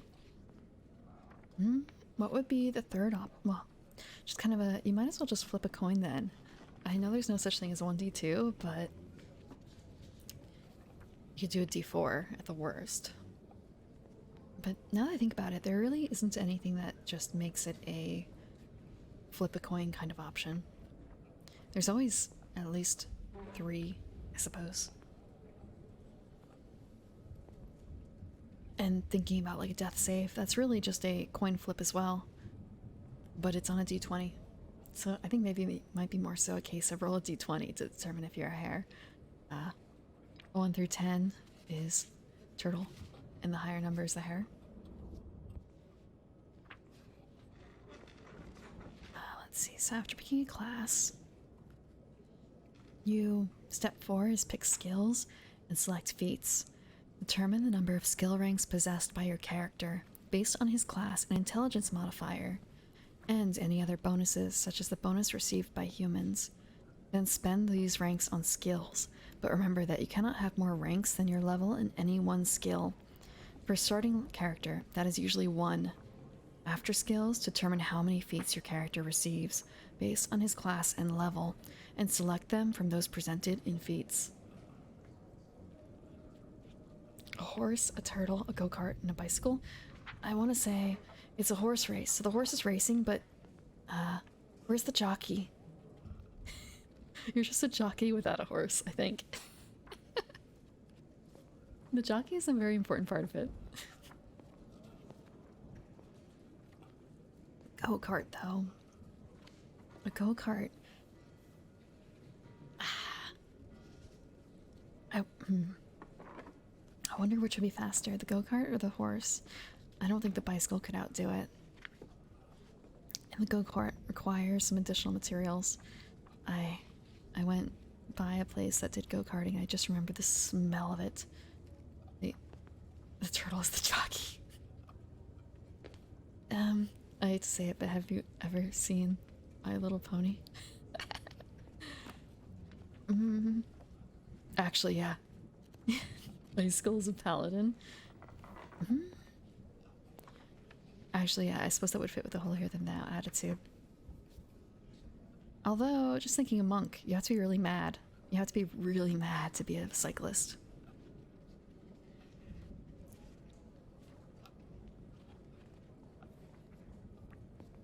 So you did not see the episode about the turtle and the horse?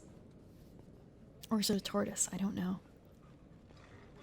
But no, just the image that was conjured up by that is Rainbow Dash and her pet. I don't remember her pet's name, but it was a turtle, I think. Perhaps a tortoise. That sort of relationship between the two. Just thinking now. Wait, but can I make a character based on this? I think I can. I think... I think I'm making a bad decision. I think I'm making a very bad decision. I guess I just need to make my character, what, like 20% cooler? More awesome. No, Pinky's pet is the alligator, remember? Gummy. He doesn't have any teeth. I haven't actually seen all of it. I have only seen... I don't quite remember what the last thing I saw, but I think it was the season where I forgot her name. I forgot the main character's name. It's not Rarity. It's not Rarity. Twilight Princess. They're both green. They're very different. They're very different. Gummy is not the same as a turtle. Completely different shapes. Completely different shapes. Are you gonna say that like Rarity and Twilight Princess are the same just because they're both purple? They are both purple, right? I'm not misremembering. Yeah, I think Twilight Sparkle was a alicorn. I think I saw the episode, the one where everyone was stripped of their cutie marks. Rarity's white? Seriously? Rarity's white? Oops. Oops. Okay. Well, she has purple hair. See? Okay, I guess Remove's not the only one with these sorts of issues. It's been a very,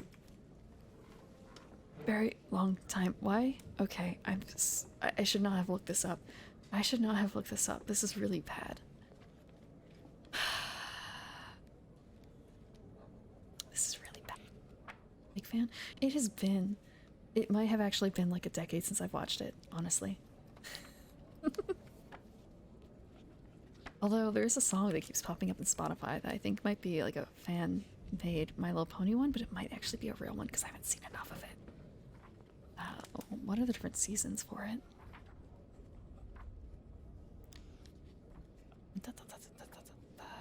Okay, episodes. This is not the only one. Is this just the most recent season? Oh, wait. Oh, this is just the first season. Okay. Friendship is magic. How many seasons? Is it still ongoing? Is it actually still ongoing? There's 220 episodes? Ah. Oni Oshi? I don't know. It's finished. Ah. That means if I ever catch up, I'm going to watch everything except for the last episode, probably. That's how I usually mess things up. Okay. Okay, I saw this one. I saw that one. I saw... Wait, what is this? The cutie... To wear him back again? What is this? I vaguely recall this, but I could be wrong. I did watch the episode, I think, where the Cutie Crusaders got their marks. I don't know when that happened. I don't know when that happened. Okay. Let's see. Twilight's Kingdom I've seen. Made in Manhattan.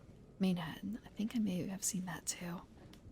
I wish there were a bit more information on here about each of these, but I don't quite remember. It may have been not quite a decade. 5 or 6. Okay. So yeah, it's been 6, 7, 8 years perhaps since I've last seen it.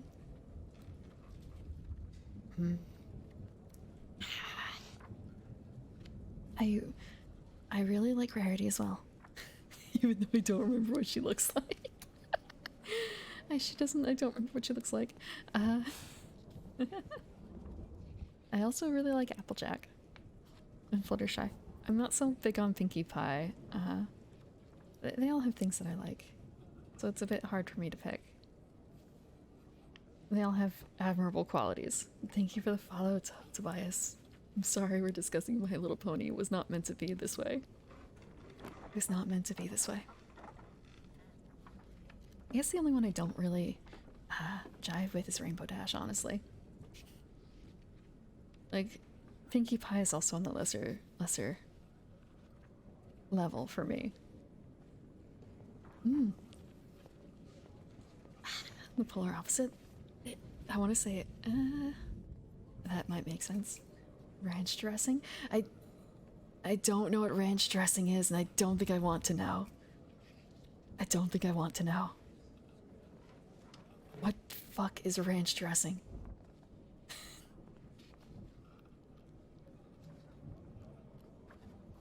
Rarity and Applejack?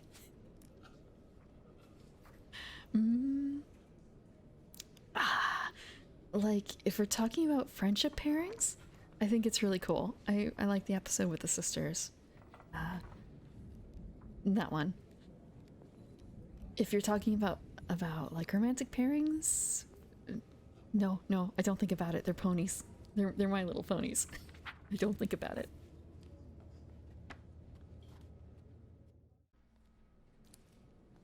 Don't think about it.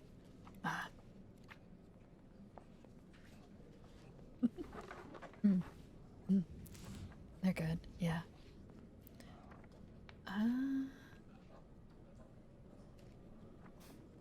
I definitely like aspects of most of them. Well, all of them. Just some stronger vibes than others. Stronger vibes.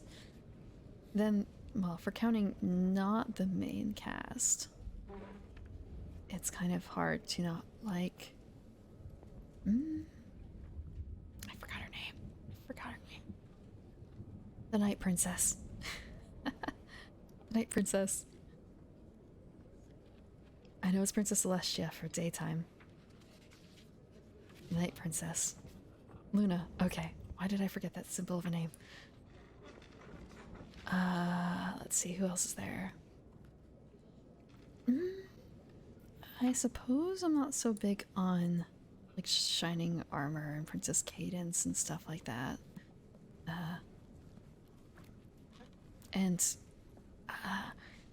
I don't like children. I don't like children. So I'm not so big on the cutie mark crusaders either. Oh, Sakura. Sakura's also neat. Even though, like, technically pony? Not so certain. I don't know if that is made clear. You wish you were Twilight, actually able to study. Does she... I guess she does get a bit of studying done, but there are sometimes when she has troubles with that too, right? And, well, I want to say, like, define studying, really. Maybe I'm just at a loss there, like what studying really truly is, because I haven't had to do it in a very, very long time. I guess taking notes on things, in which case I actually study quite a bit. Although, again, I'm not certain if that really works the same way. Like, studying up for an RPG game might be a little different than studying up for a test that matters in your life.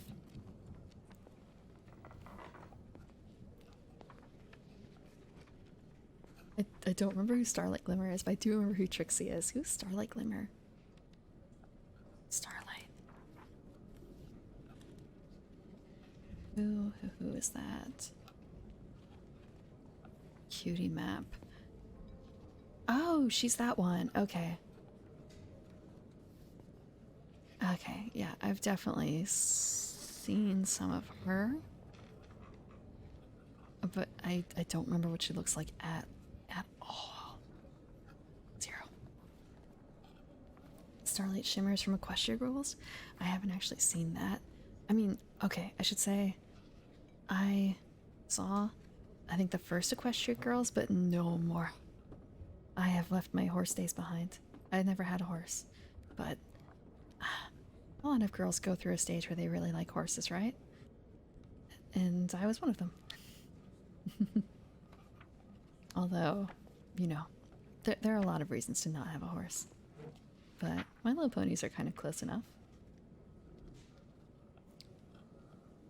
Okay, yeah, it has been a very long time and I have not re-seen the movie. I don't remember particularly caring for it. What may have caught my eye instead of it? The end of the second one? You would not know. I mean, Talking Pony. Yeah, I don't think they would have a whole lot to say necessarily either, except complaints, perhaps. And fear. A lot of fear. And I think they'd be very gossipy, honestly. I think horses are very gossipy.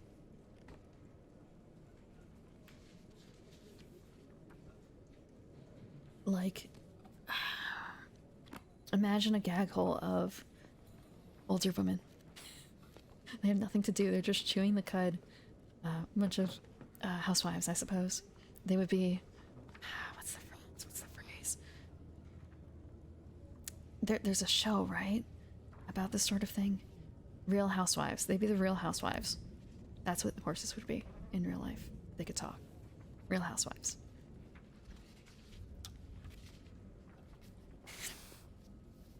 Though, I think I would want to be able to talk to... Well, would I want to talk? No, Golden Girls? I've never actually seen Golden Girls except for a few snippets. I've never seen Golden Girls. I want to say I don't know if horses would be that, I guess. From what I know of Golden Girls, they're smart and snappy, right? Because it's a sitcom? Yes, but you would actually Golden Equestria Girls. Time to propose something. Well, actually, make that promo? Make that promo.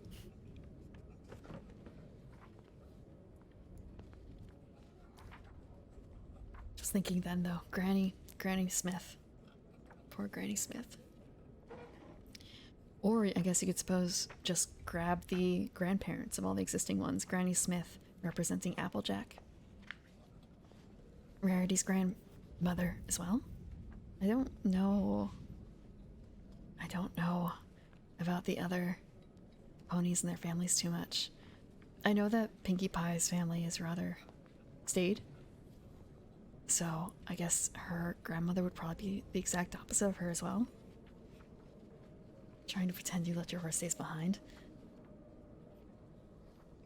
You can see that. Just remember how much a horse costs. You're literally feeding an animal money.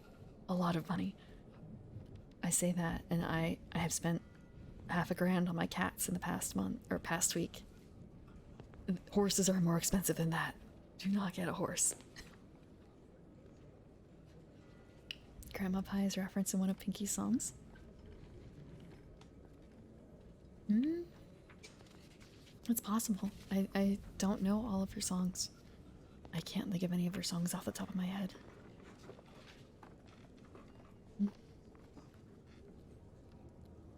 All this from braces. Grammy Pie is the way she is. Okay, okay. I gotcha. Miss Abigail Superfan. So you're saying that it is possible for us to make a Golden Equestria Girls with the grandmothers, and Grammy Pie will be like a Pinkie Pie. Smile. I vaguely recall it. I don't know the words though.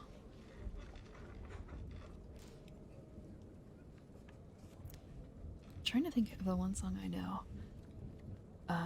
Maybe you can tell me then if it's an actual song or not. I could look it up as well. This is the one that keeps popping up, but Open Up Your Eyes. Is it an actual? Okay, it is an actual My Little Pony song. I've heard that one a lot. I've heard that one a lot. But I don't know when it's from. Is it from something that I've seen? It doesn't look like it. It doesn't look like it. It's from the film, the villain song? Okay, you're not dissuading me. You have a niece? I also have a niece and I do not know these things. However, my niece is also not in the age range. I think... Actually, I'm just thinking my nephew I could probably ask these questions of. I could probably ask these questions of my nephew. Even though he is beyond the age range for it, but he was in the age range for a bit.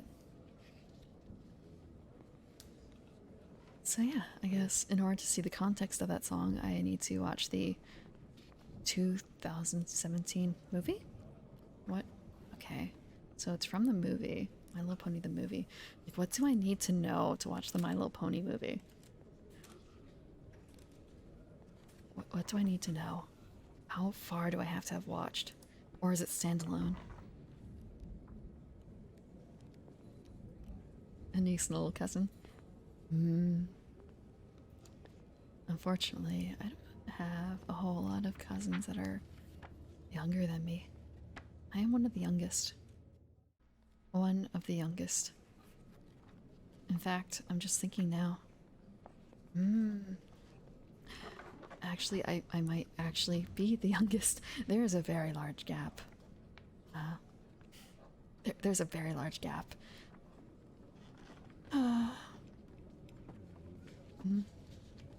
Elves have a bit of a strange family tree sometimes when you can have like decades gaps between children. It makes things a little strange. You realize you're talking to someone who that you thought was your cousin, but it turns out they're actually your cousin's sibling. Or not cousin sibling, cousin's child.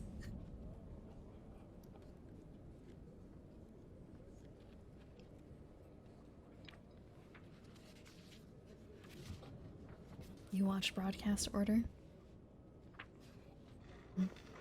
Okay, so I could theoretically watch it myself. Maybe I will have to dig it out. I wonder if it's still available. I watched it when it was on Netflix. That was how I watched it, but I don't know if it's still there or if it's been moved off, since a lot of things have been moved. It's actually killed quite a number of my watch-throughs of things. I might take a, like a half a decade break on something and go back and exclaim, what the hell? It's gone. I was just about to watch it. How could they take it away from me? Okay, it's still on Netflix. Oh, but yeah, you might have different rule sets there. Maybe. They might have different licensing agreements. I feel like if I look this up, it's gonna like throw something at me. It's gonna throw something loud. Where can I watch? Am I really doing this? Hulu. Oh, actually, I canceled Netflix, but if it's on Hulu, it's fine.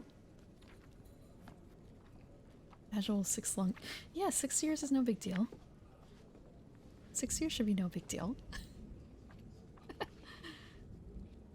Given I've forgotten everything in between, I still have some of my favorite series that it's been like a very long time. Yeah, years. And I started it and I did not finish. And I want to finish, but you know, you have to find the right mood to take care of it, right? I've never actually seen Wicked. I've never seen Wicked. I had a friend who was very big into it. She actually painted a mural of it in one of the places that she stayed in, like an entire wall. And I never listened to it. I would not be able to tell you. I know some of the lyrics to the songs, but just a general idea. I think I'd probably want to actually see it as a musical instead of listening to it first. Not that it's a huge barrier, but I do like musicals, but my experience with them is a bit limited and perhaps a bit old-fashioned. Old-fashioned is probably a good word. And Spotify has definitely been sending me a lot of musicals, although it turned out that a lot of them are not super good. Like, they might have one or two good songs and that is it. For instance, The Scarlet Pimpernel has like 2 good songs, I think. That's about it. That's it. No more. Wicked is always playing somewhere. That's possible, yes, but again, I haven't really gone out anywhere in a while. And I wonder if it's playing. I honestly just thinking about like places I've seen plays, and mostly it's been Broadway or off Broadway, as in the city.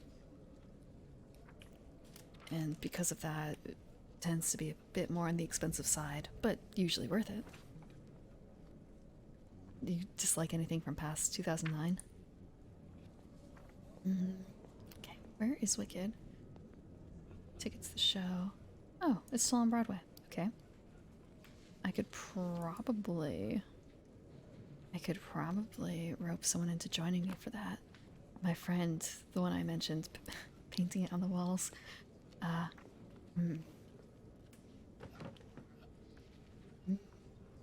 much are the tickets? Let's say I feel like October might be a bit of a, not a stretch. How much would it be? Thank you for the follow, Yoinky Splodoinky. Okay, so it's $110 ticket. That's not so bad. For orchestra row. Wonder what it would be like. What is a good seat? Okay, it's 158. 158. Okay. Back area 128. Still that much for the back? Okay. Maybe I'll just have to try and, if I do this, actually, thank you for the headset. And okay, I'll take a sip. I'll take a sip.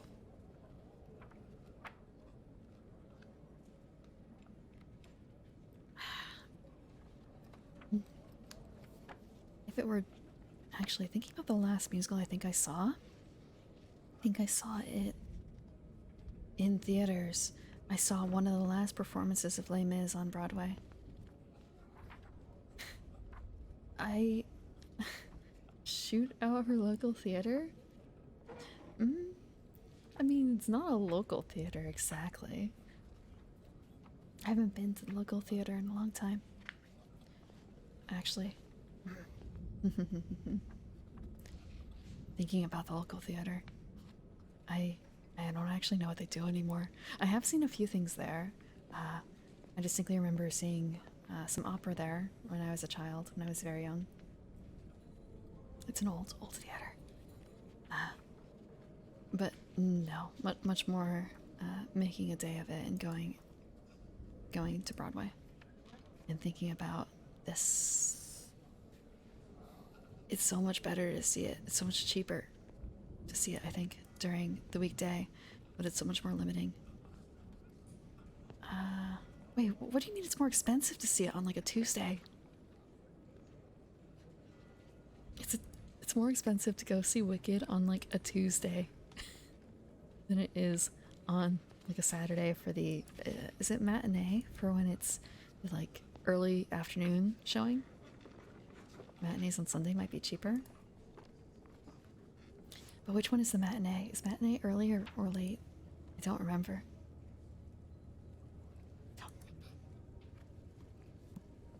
I'm not certain it is. So I'm looking at these prices right now for the 2 p.m. on Sunday. Oh, you know what? It's probably because I'm looking at the wrong month. I should be looking way ahead. If I look a month ahead, it should be cheaper, hopefully. Okay, early afternoon. Okay, these are still 110 for that. Okay, 110, 28. Okay, if I want, okay, it's 158 for the 2 p.m. for that seat. Or if I want like one of the first 5 rows. I can't get that here, so let's just go for the slight side. Okay, it looks like the price doesn't actually change. It does not. No one goes to showings in November? That's possible. Why would you? Oh, I think I can see why it might be November. It might be a case of people saving up their money for the holidays, which would be why November isn't big. I would say like late November is more likely to be busy, like after Black Friday, perhaps, and Christmas is also popular. Okay, actually Wednesday at 7 p.m. is actually cheaper. I could theoretically get like front row for like $10 off, although I don't know if it'd be worthwhile because then just like timing of everything would be awkward. I'll leave that off. I don't need to worry about buying tickets.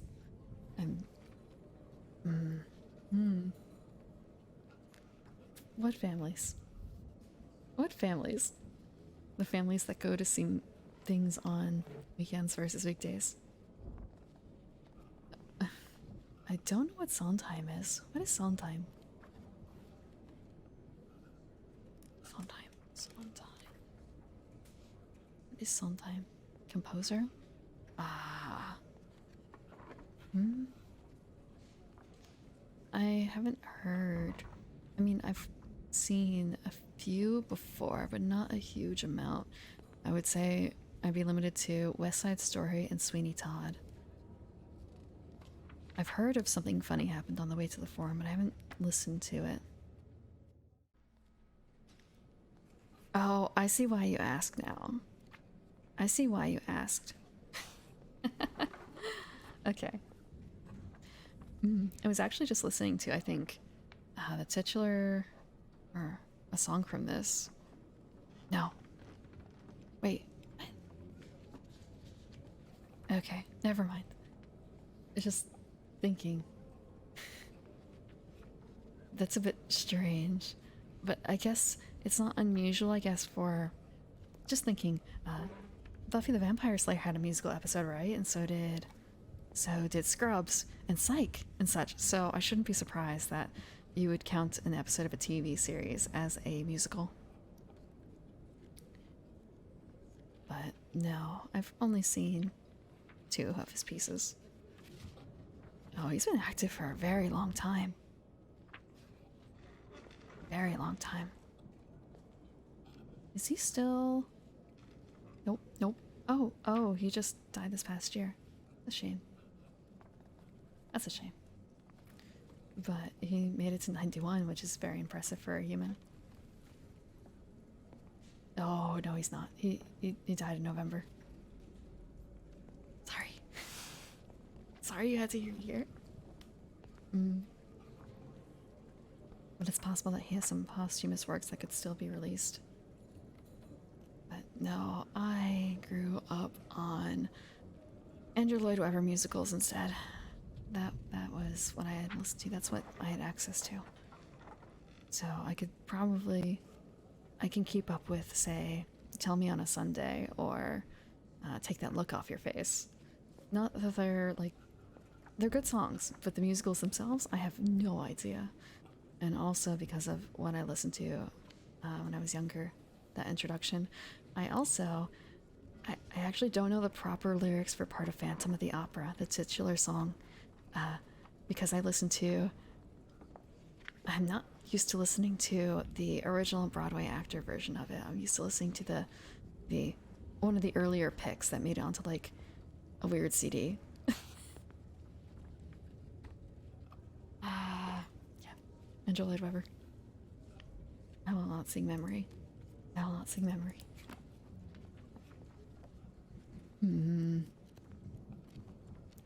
Okay. Let's see. Pick skills and feats. Okay.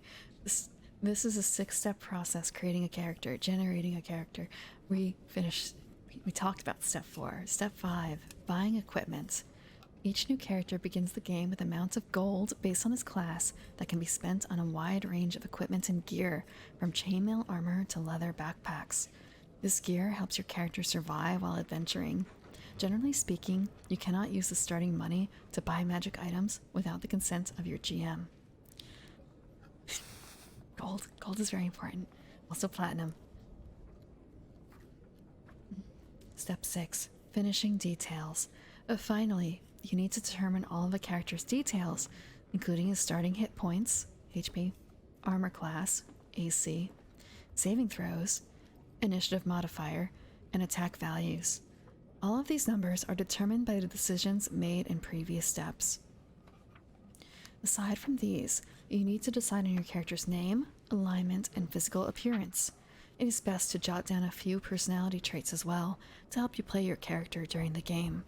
Additional rules, like age and alignment, are described in additional rules. I am just glad that they got rid of age, I guess, as in terms of like bonuses and detriments. Let's see, ability scores. Each character has 6 ability scores that represent the character's most basic attribute. They are his raw talent and prowess.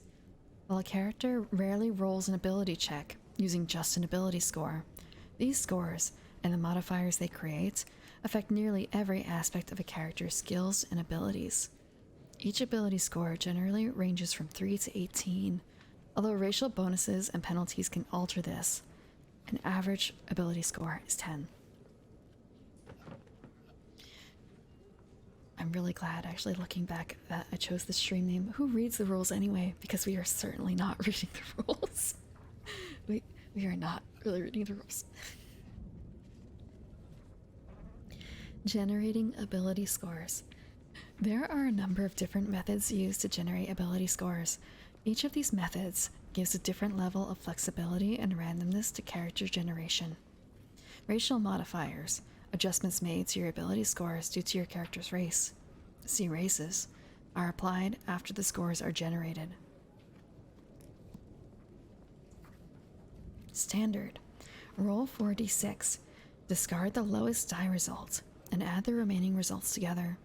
Record this total and repeat the process until 6 numbers are generated. Assign these totals to your ability scores as you see fit. This method is less random than classic and tends to create characters with above average ability scores. I want to say, I beg to differ. I've seen some really, really low scores come out of standard. Classic. Roll 3d6 and add the dice together. Record this total and repeat the total process until you generate 6 numbers. Assign these results to your ability scores as you see fit. This method is quite random, and some characters will have clearly superior abilities. This randomness can be taken one step further, with the totals applied to specific ability scores in the order they are rolled. Characters generated using this method are difficult to fit to predetermined concepts, as their scores might not be given or might not support given classes or personalities, and instead are best designed around their ability scores. Heroic. Roll 2d6 and add 6 to the sum of the dice. Record this total and repeat the process until 6 numbers are generated. Assign these totals to your ability scores as you see fit. This is less random than the standard method and generates characters with a mostly above average scores. That's actually really nice because you cannot roll any lower than, you cannot get any lower than an 8 in that case. Dice pool. Each character has a pool of 24d6 to assign to his statistics. Before the dice are rolled, the player selects the number of dice to roll for each score, with a minimum of 3d6 for each ability. Once the dice have been assigned, the player rolls each group and totals the result of the 3 highest dice. For more high-powered games, the GM should increase the total number of dice to 28. This method generates characters of a similar power level to the standard method. I have not actually heard that method before, the dice pool method. It's neat. Table. Ability score costs. A score of 7 costs 4 points. A score of 8 costs 2 points. A score of 9 costs... Oh, negative, sorry. A score of 7 costs negative 4 points. A score of 8 is negative 2 points. A score of 9 is negative 1 point. A score of 10 costs 0 points. A score of 11 costs 1 point. A score of 12 costs 2 points. A score of 13 costs 3 points. A score of 14 costs 5 points. A score of 15 costs 7 points. A score of 16 costs 10 points. A score of 17 costs 13 points. And a score of 18 costs 17 points. Another table. Ability score points. Campaign type of low fantasy gives out 10 points. Standard fantasy is 15 points. High fantasy is 20 points. And epic fantasy is 25 points. I haven't seen that either. That sort of distinction for how many points to give out. But thinking about a low fantasy game, you would have every score be a 10 except for one at a 16. Or I suppose much more even with everyone having somewhere between 10 and 13 probably for skills. 13 being your highest. Or I guess there's a lot of options there. But again, it feels very punishing, I think, to be a player. Maybe punishing isn't the right word. Challenging. It would be very challenging. Purchase. Ooh. I guess someone did something naughty. Purchase. Each character receives a number of points to spend on increasing his basic attributes. In this method, all attributes start at a base of 10. A character can increase an individual score by spending some of his points. Likewise, he can gain more points to spend on other scores by decreasing one or more of his ability scores. No score can be reduced below 7 or raised above 18 using this method. See table ability score costs for the costs of each score. After all the points are spent, apply any racial modifiers to the character might have. The number of points you have to spend using the purchase method depends on the type of campaign you are playing. The standard value for a character is 15 points. Average non-player characters, NPCs, are typically built using as few as 3 points. See table ability score points for a number of possible point values depending on the style of campaign. The purchase method emphasizes player choice and creates equally balanced characters. This system is typically used for organized play events, such as the Pathfinder Society. Visit paizo.com/Pathfinder Society for more details on this exciting campaign. I wonder if that still exists. Pathfinder Society still exists, right? They just play 2e now? Let's see. Mm-hmm. They do play 2E, right? They must. Yes, okay. They still exist. They still exist, and they play 2E. Determine bonuses. Each ability, after change is made because of race, has a modifier ranging from -5 to +5. Table, abilities, modifiers, and bonus spells shows the modifier for each score. The modifier is the number you apply to the die roll when your character tries to do something related to that ability. You also use the modifier with some numbers that aren't die rolls. A positive modifier is called a bonus, and a negative modifier is called a penalty. The table also shows bonus spells, which you'll need to know about if your character is a spellcaster. Bonus spells. The ability that governs abilities and spellcasters. The ability that governs bonus spells depends on what type of spellcaster your character is. Intelligence for wizards, wisdom for clerics, druids, and rangers, and charisma for bards, paladins, and sorcerers. In addition to having a high ability score, a spellcaster must be of a high enough class level to be able to cast spells of a given spell level. See the class description in classes for details. Okay. So, for ability score of 1 through 9, you cannot cast spells tied to that ability at all. Let's see. This is for bonus spells. 10 through 11, modifier 0 has dashes across the line. I'm not certain if I can really read this out very well. I probably won't. Hello, Alcavidian. Welcome. I'm just going through the Pathfinder first edition. Actually, I should probably update my stream information with that. I will update it.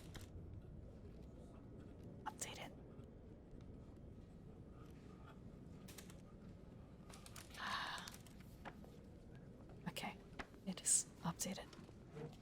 I feel like maybe I should have put that somewhere.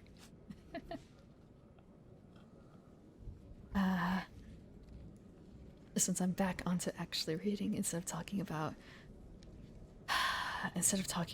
tree spells and My Little Pony. Okay, 12 through 13. These numbers will matter, but they won't matter now. Actually, no, I can try it. Okay, so an ability score of 12 through 13 gets you a modifier of +1 and 1 bonus first level spell. Ability score of 14 through 15 gets you a modifier of +2, 1 bonus first level spell, and 1 bonus second level spell. An ability score of 16 through 17 gets you a +3 modifier, and you get 1 bonus spell each of first, second, and third level. An 18 or 19 ability score gets you a modifier of +4, and you get 1 each, a bonus spell of each first, second, third, and fourth level. A ability score of 20 through 21 gets you a +5 modifier, and there you get 2 bonus first level spells, and then 1 each bonus level or bonus spells of second, third, fourth, and fifth. Ability score of 22 to 23 gets you a +6 modifier, and you get 2 each bonus spells from first and second level. And third, fourth, fifth, and sixth, you get 1 bonus spell per day. Ability score of 24 through 25 gets you a modifier of +7, and you get 2 bonus spells per day from first, second, and third level spells. For 4th, 5th, 6th, and 7th, you get 1 bonus spell per day. Ability score of 26 through 27 would be a modifier of +8, and you get 2 bonus spells per day of first, second, third, fourth, and you also get 1 bonus spell per day of 5th, 6th, 7th, and 8th. You have a 28 through 29 ability score that gets you a modifier of +9, and you get 3 first level bonus spells per day. and 2 per day for 2nd, 3rd, 4th, and 5th, and 1 per day of 6th, 7th, 8th, and 9th.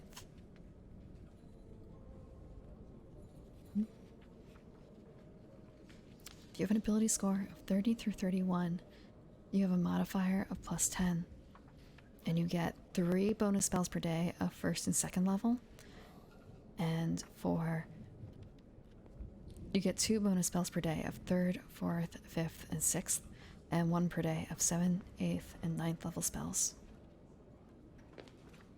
For an ability score of 22 through 23, you get a modifier of plus 11, and you have 3 bonus spells per day of 1st, 2nd, and 3rd level spells, and then you get 2 bonus spells per day of 4th, 5th, 6th, 7th, and you get 1 bonus spell per day of 8th and 9th. For ability score of 34 to 35, you get a plus 12 modifier, and you get 3 bonus spells per day of 1st, 2nd, 3rd, 4th spell levels, or level spells, and you get 2 bonus spells per day of 5th, 6th, 7th, and 8th, and you get 1 bonus spell per day of 9th. For an ability score of 36 through 37, you get a modifier of plus 13, and you get 4 bonus spells per day of 1st level, and 3 per day of 2nd, 3rd, 4th, 5th levels, and 2 per day of 6th through 9th spell levels. For an ability score of 38 through 39, you get a plus 14 modifier, and you get bonus spells per day, 4 bonus spells per day of 1st and 2nd level spells, and you get 3 bonus spells per day of 3rd, 4th, 5th, 6th level, and for 7th through 9th, you get 2 bonus spells per day. For an ability score of 40 through 41, you get a modifier of plus 15, and you get 4 bonus spells per day of 1st, 2nd, and 3rd level spells, 3 bonus spells of 4th, 5th, 6th, 7th, and 2 bonus spells for 8th and 9th level spells.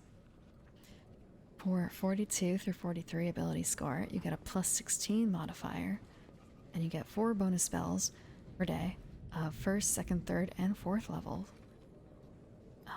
3 bonus spells per day of 5th, 6th, 7th, 8th, and you get 2 9th level spells as a bonus per day.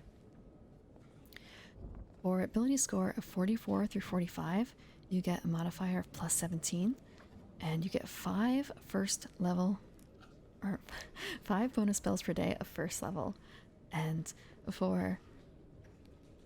you get 4 each, 4 bonus spells per day for 2nd, 3rd, 4th, and 5th, and you get 3 bonus spells per day from 6th through 9th. That was a big chart. Abilities. The abilities. Each ability partially describes your character and affects some of his actions. Strength. Strength measures muscle and physical power. This ability is important for those who engage in hand-to-hand or melee combat, such as fighters, monks, paladins, and some rangers. Strength also sets the maximum amount of weight your character can carry. A character with a strength score of 0 is too weak to move in any way and is unconscious. Some creatures do not possess a strength score and have no modifier at all to strength-based skills or checks. I wonder if that's more for like ghosts. That might be more of a ghost type thing, I would imagine.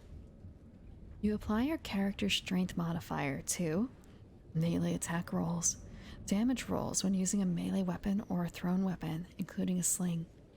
Exceptions. Offhand attacks receive only half the character's strength bonus, while two-handed attacks receive 1 to 1.5 times the strength bonus. A strength penalty, but not a bonus, applies to attacks made with a bow that is not a composite bow. Climb and swim checks, and strength checks for breaking down doors and the like. They know their audience. Dexterity. Dex. Dexterity measures agility, reflexes, and balance.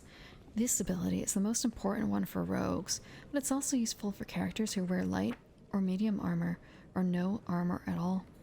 This ability is vital for characters seeking to excel with ranged weapons, such as the bow or sling. A character with a dexterity score of 0 is incapable of moving and is effectively immobile, but not unconscious. Interesting difference there.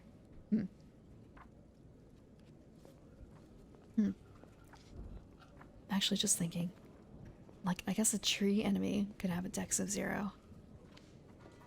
But that doesn't necessarily affect them too greatly. Just thinking Whomping Willow. You apply your character's dexterity modifier too. Ranged attack rolls, including those for attacks made with bows, crossbows, throwing axes, and many ranged spell attacks like Scorching Ray or Searing Light. Armor class, provided that the character can react to the attack. Reflex saving throws, for avoiding fireballs and other attacks that you can escape by moving quickly. Acrobatics, disable device, escape artist, fly, ride, sleight of hand, and stealth checks. Constitution. Constitution represents your character's health and stamina. A constitution bonus increases the character's hit points, so the ability is important for all classes. Some creatures, such as undead and constructs, do not have a constitution score. Their modifier is +0 for any constitution-based checks. A character with a constitution score of 0 is dead. Just thinking about the popularity of ability score training effects and how it's completely valid to simply attack someone for that and not for hit points to kill them. Because, oh boy, does it hurt when your constitution score gets lowered.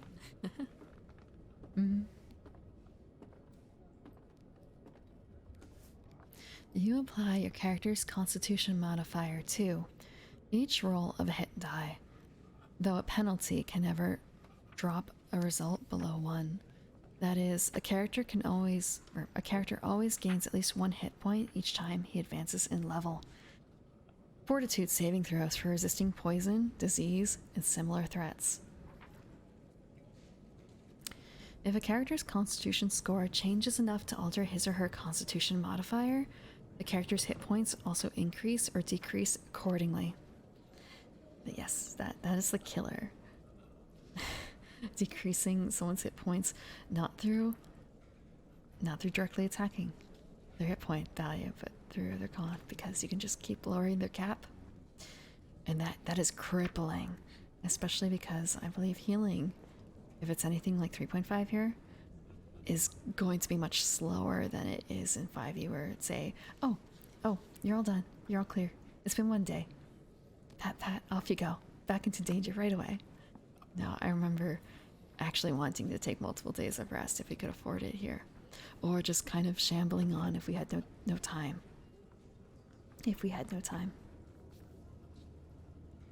Intelligence, int. Intelligence determines how well your character learns and reasons. This ability is important for wizards because it affects their spellcasting ability in many ways. I was about to say spatial reasoning. I think spatial reasoning is important for wizards, but I don't think it's... Actually, I guess it would be based on intelligence, wouldn't it? Spatial reasoning. Knowing where to drop that fireball, because it does not work the same way. Again, if the rules are similar enough. Casting fireball in a small room with hallways. It does not stop in the room. It does not stop in the room. Creatures of animal level instinct have an intelligence score of 1 or 2. Any creature capable of understanding speech has a score of at least 3. A character with an intelligence score of 0 is comatose.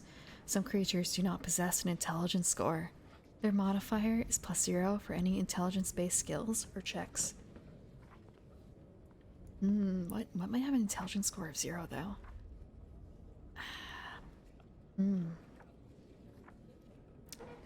I feel like I've seen some things with that. Like, they talked about undead having a con score of nothing. Like, they do not have it. Would A zombie, for instance, have an intelligence score? I wouldn't think so. But I could be wrong. I haven't looked at a zombie stack. Monster, like score, chart. There's a word for that. Block? Block. Stat block. I've not looked at a monster stat block. I combined stat block into stack.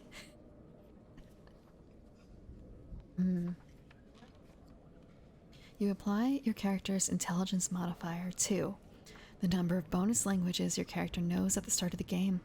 These are in addition to any starting racial languages and common. If you have a penalty, you can still read and speak your racial languages unless your score is lower than 3. The number of skill points gained each level. Your character always gets at least 1 skill point per level. Appraise, craft, knowledge, linguistics, and spellcraft checks. A wizard gains bonus spells based on his intelligence score. The minimum intelligence score needed to cast a wizard spell is 10 plus the spell's level. Wisdom. Wisdom describes a character's willpower, common sense, awareness, and intuition. Wisdom is the most important ability for clerics and druids, but it is also important for paladins and rangers. If you want your character to have acute senses, put a high score in wisdom. Every creature has a wisdom score. A character with a wisdom score of 0 is incapable of rational thought and is unconscious.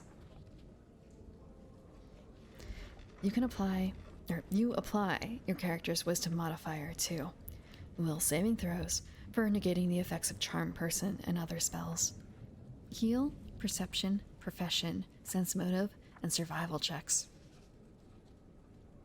Clerics, druids, and rangers get bonus spells based on their wisdom scores. The minimum wisdom score needed to cast a cleric, druid, or ranger spell is 10 plus the spell's level. Charisma. C-H-A. Charisma measures a character's personality, personal magnetism, ability to lead, and appearance. It is the most important ability for paladins, sorcerers, and bards. It is also important for clerics, since it affects their ability to channel energy. For undead creatures, charisma is a measure of their unnatural life force. Every creature has a charisma score. A character with a charisma score of 0 is not able to exert himself in any way and is unconscious. You apply your character's charisma modifier to bluff, diplomacy, disguise, handle animal, intimidate, perform, and use magic device checks. Checks that represent attempts to influence others. Channel energy DCs for clerics and paladins attempting to harm undead foes. Bards, paladins, and sorcerers gain a number of bonus spells based on their charisma scores. The minimum charisma score needed to cast a bard, paladin, or sorcerer spell is 10 plus the spell's level. Okay, that's the end of this section. That is the end of getting started. We have made it through the first chapter. It's only been almost 3 hours. It wasn't it's not that many pages, honestly. Okay, next section is races. Okay, dwarves. Dwarves are a stoic but stern race, ensconced in cities carved from the hearts of mountains and fiercely determined to repel the depredations of savage races like orcs and goblins. More than any other race, the dwarves have acquired a reputation as dour and humorless craftsmen of the earth. Sorry, give me a minute.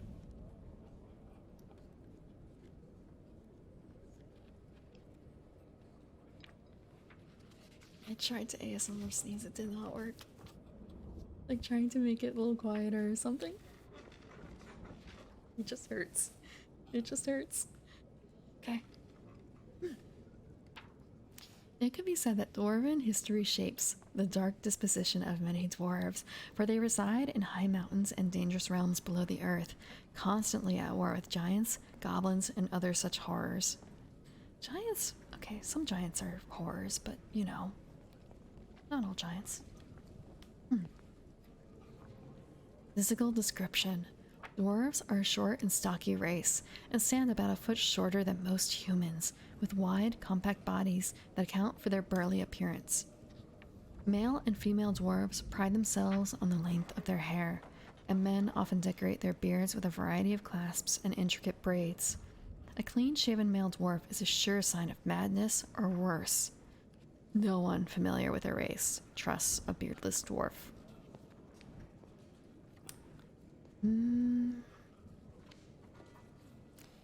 So they actually don't describe women as not having beards. Just that I suppose it's a choice if they want the beard, probably, or not. Society. The great distances between their mountain citadels account for many of the cultural differences that exist within dwarven society. Despite these schisms, dwarves throughout the world are characterized by their love of stonework, their passion for stone and metal-based craftsmanship and architecture, and a fierce hatred of giants, orcs, and goblinoids. Actually, just thinking, I should probably specify. I'm not. I'm perfectly fine with female dwarves at fierce. I think that's a neat trait, but it's not something that I would like enforce or say that a character would have to have or not have if they are a female dwarf. Granted, also it's up to the player as well if they have a clean-shaven male dwarf, because that could theoretically, like, imagine a warlock. Oh, a warlock. Just a touch of the madness. Just a small touch. I am reading through the Pathfinder reference document that's available online. But I can copy the basic one. Let me copy the basic address. There's a Pathfinder game? Like, I know that's a tabletop RPG, but I didn't know that there were also other games. Pathfinder. So, it's a question of, like, how old is that? And also, Finder, like, video game? Kingmaker, I haven't heard that. Oh, it's a Kickstarter game. Okay. That's cool. Okay. Oh, that actually sounds really fun. If it's a bit like Baldur's Gate and Neverwinter. I was enthused with Baldur's Gate when I was young. I wasn't actually able to play it, but I read through I had a relative who had it, and he also had the guidebooks, so I read that guidebook so much, but I wasn't actually able to play it, and I went back to try and play it, and just kind of like, it's kind of old and clunky looking. I'm not certain. I could play this, or I could play something that has something a little newer and prettier. So I opted for that. Tabletop modules?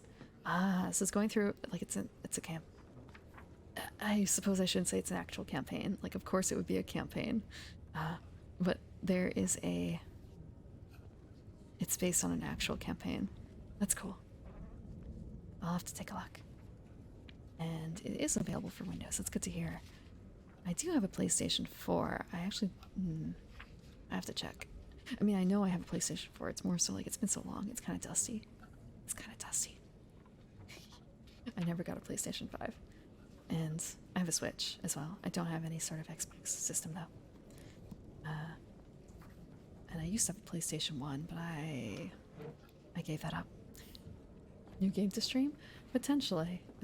I do have to find a new slot. I just finished the main portion of The Witcher 3. I'm currently working on the side quests. Not side quests, the expansion. But I don't know how big that's going to be. So I'm going to need something to fill that slot. And it also depends on how long Pathfinder Kingmaker is, because I did not know Witcher was going to be like I put 70 hours into it on stream. Well, maybe not on stream. I put maybe 60 hours on stream. Thank you for the follow. But yeah, I put 60 hours into The Witcher 3 on stream, and I did not touch everything I wanted to touch. I was trying to do as much main quests as possible. So how long does Pathfinder Kingmaker take? Okay. How long does that take? Because again, like I don't want to get tricked again. And also, okay, it's a 77.5 hour game. Oh, that would be a long time. That would be a really long time. Just thinking like, okay, 4 hours a week. How many months would that be? Let me do a real quick calculation. Okay, 129 hours. Okay. So like, let's say 78 hours. So divide by like 4 hours a week. That's 19.5 weeks, which is, divided by 4.33, because that's the average of a month. That's like 4.5 months. That's 4.5 months. I think I might want to put, like, I'll keep it on my list of things to play, but I don't know if I'll do it on stream, or at least not entirely on stream, because that is a lot of time. That's a lot of time. 4.5 months. I mean, actually, just thinking about how many hours, I've probably actually put in 4 months already on The Witcher. So yeah, I think I want something a little smaller in between. I was thinking of doing the new Baldur's Gate, the demo, I suppose, that was put out, but I'm not certain. 5 to 7 hours going slow completing Act 1. Like, maybe if I did, like, marathon day or something for it, that might be better. Maybe marathon's not the right word, but, like, days that I can dedicate more time to it and not days that I have other tasks I need to complete. I've never played Pathfinder itself, which is part of the reason why I'm reading the reference document now. I want to make sure I understand the rules before I start playing, because I've already been tripped up. I know I have a okay handle on D&D 3.5, but it is not the same. I've already, in creating a character, I've learned that it is not the same. And also, when I was doing 3.5, I played heavily specialized characters, so I may have skimped out on more basic rules. I may have skipped out on some more basic rules. Which, actually, I should confirm. I wonder, is the grapple chart for 3.5 the same as, like, a grapple chart for Pathfinder?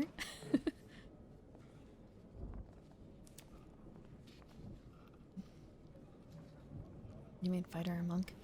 Fighters are fun. I thought about, like, what type of character type do I have? And I'm thinking, like, I don't have a specific character type in RPGs that I focus on one more than the other. I've been trying to space it out. In fact, for a lot of things, just thinking, like, if we're talking about 5e, well, 3.5 to 5e, the base classes I haven't played so far have been, I suppose, like, I've played a tiny bit of barbarian, but otherwise, like, I haven't run a druid, and I haven't run I guess I did run a bard. I ran 2 bards. I don't know if I have run a warlock? No. Oh wait, I have. Wait, no, she was a bard. Never mind. I'm thinking of a different bard. Oh, okay. I may or may not run a warlock.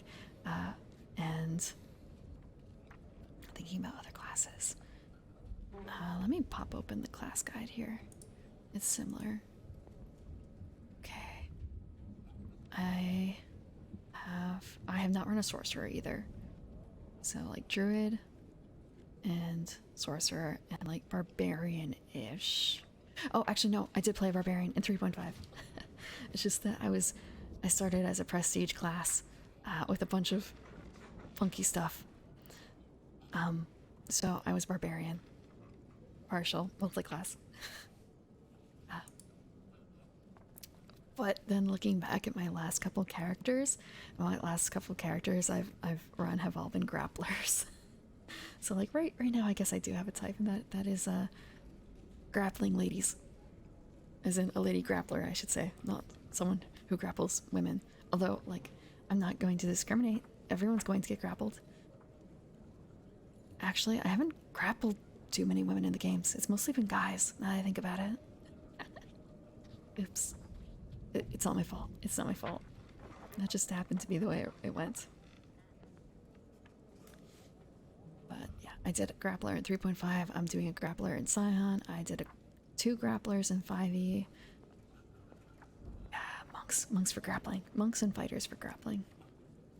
These fists are for everyone. Yeah. I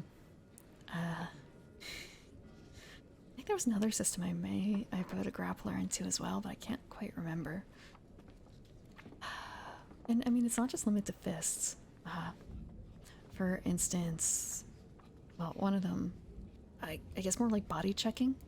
Like, hands are important. You should protect the hands. So like, just body checking. Like, if you ever saw Keijo, except not quite. And legs too, leg kicking. Yeah. Big grapples, big body slams, whatever you can get away with. And also one of the characters was a bear wild shaper specifically. Like, could not wild shape into anything but a bear. It was a class thing. So kind of like fists. Do they still count as fist if it's like a paw? Not so certain. So yeah, grappling without fists. Yeah, bear hugs. Yeah, definitely bear hugs. Her name was Bibi, Bibira Bearskin, and it's not that far off from a legit name. Bibira the barbarian. Yep, there were bear hugs.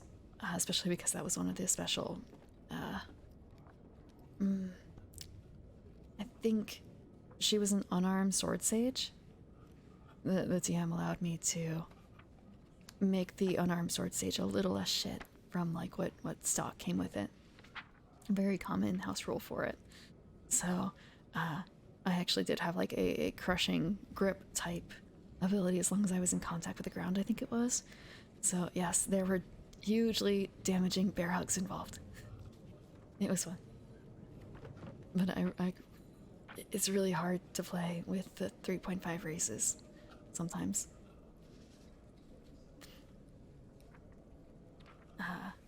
Aventi was the closest I could find to the thing that I wanted. But it worked out in the end. Well enough. Dwarves.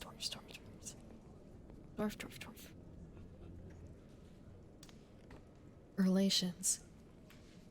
Dwarves and orcs have long dwelt in proximity. There is a history of violence as old as both their races. Dwarves generally distrust and shun half-orcs. They find halflings, elves, and gnomes to be too frail, flighty, or pretty to be worthy of proper respect. It is with humans that dwarves share the strongest link, for humans' industrious nature and hardy appetites come closest to matching those of the dwarven ideal. Outside of D&D, you haven't played any of the others? Well, some games don't really support too many other, well, classes or races, honestly. For instance, I played Worlds Without Number, and I think the only choice we had for that was human. I don't actually know if it supports other races. And for Dungeon World as well, it's fairly limited. Most classes get 2, I think, choices by default. I think there was one class that had a choice of 3 races, and one class that had no choice of races. You simply had to be a human if you were a paladin. At least the ones I've read so far. But they're also limited in classes as well. But there's like the class name might be there might be fewer classes available, but it's much more pick and choose for the ability score, or not ability scores, abilities associated with it. You don't even think AD&D was that restrictive? Wasn't that the one that had like elf as its own class? And dwarf too? Or was that a proto D&D? I honestly don't know because I haven't played it. Or severely looked in. I haven't really looked into it too much. I think I did look into it a little bit. Okay. I did look into it a little bit when I was trying to see about in Japan. So there's this thing called replays in Japan. I mean, replays probably exist outside of Japan, but they're much more popular there. So people would have their campaign. I guess they would write copious notes or maybe record it. And someone would basically write a script of what happened, and those were sold or given away, probably sold. Because, for instance, Record of Lotus War is actually based on a replay of an actual campaign that existed. So, I wanted to look up the scores of some of the characters from, say, that game. You could actually look at their character sheets. I think they may have actually made adjusted character sheets for a different system because of perhaps licensing issues. Perhaps. I distinctly remember that they had a luck score though, because I think Parn did not actually have great stats except he had good luck. And then you also learn that, Flirty Deedlit was played by a guy. He was played by a troll. By a troll, I mean like... by a troll, I don't mean like an ugly person. I just mean that he was played by a guy with a very playful sense of humor.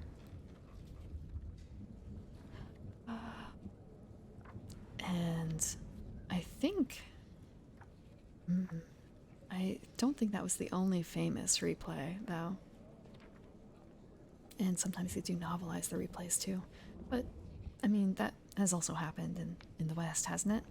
Some published... Well, I think the big published world settings are all based on someone's home games. You think 3.5 was the best version?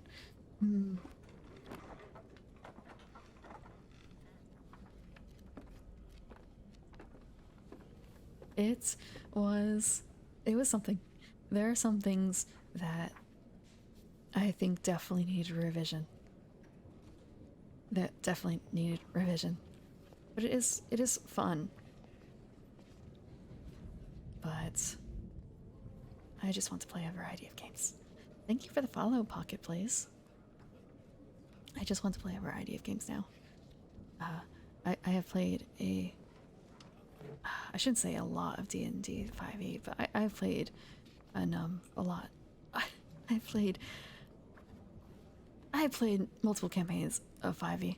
I think I want to branch out a bit more. You can't pick a favorite because they're wildly different me's. That's another thing too. It's hard to compare. It's hard to compare. Well, I mean, just thinking actually. There are some things, just thinking about how, say, like, for World of Darkness, right? What is it? People, they tried to deprecate the original World of Darkness for Chronicles of Darkness World. And honestly, I feel like for a lot of the base games, the Chronicles hasn't caught on as much as the previous one. And so it's kind of a question of, like, I suppose it also depends on how you're playing. I think the rules are supposed to be better in Chronicles. They're more well thought out. But, like, there's something about the original setting of the original vampire and werewolf and all that that's really cool and hard to replicate. Like, you can't wipe it off. At least in my opinion.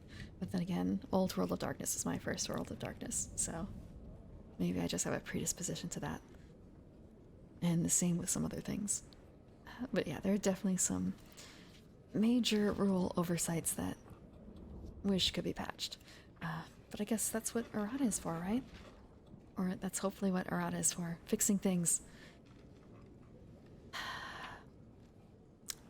I still hold it against 3.5 for having Tome of Magic. And not errating nearly enough.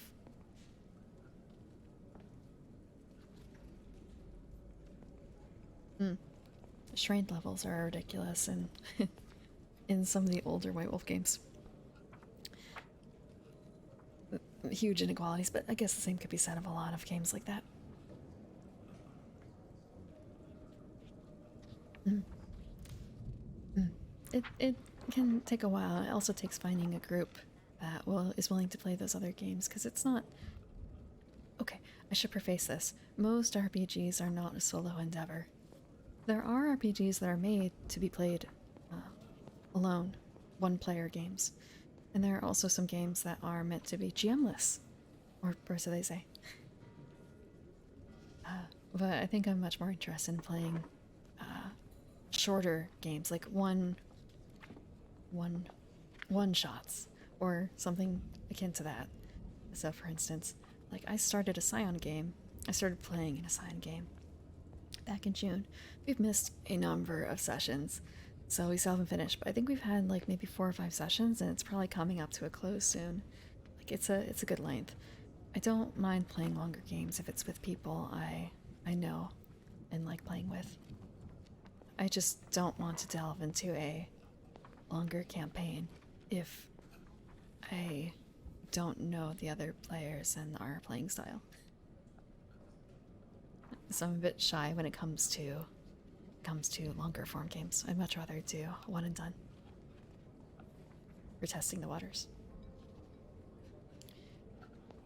But the last campaign that just finished, that was over a year long, like I wasn't counting the number of sessions. I lost track after a while, but the DM, I don't know if she was joking when she said like that we finished on like session 106. It's kind of it didn't feel like it was that long, but maybe not. But like I dove into that campaign because I had already completed a 24 session campaign with her, and I had played with her before and with everyone else in that campaign. And that was actually my favorite campaign, the 24 session one. It was a good length. I kind of wish that she would pull like a well, campaign 2 Electric Boogaloo on us someday, but I don't think that's gonna happen. You can only find games that charge 20 a session. Oh, yeah, that sucks. There are places online to find games. There are discords for that.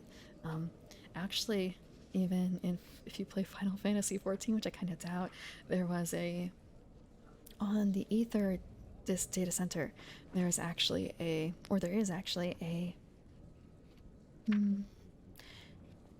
there's a tavern that's entirely dedicated in-game and out-of-game to setting up D&D games.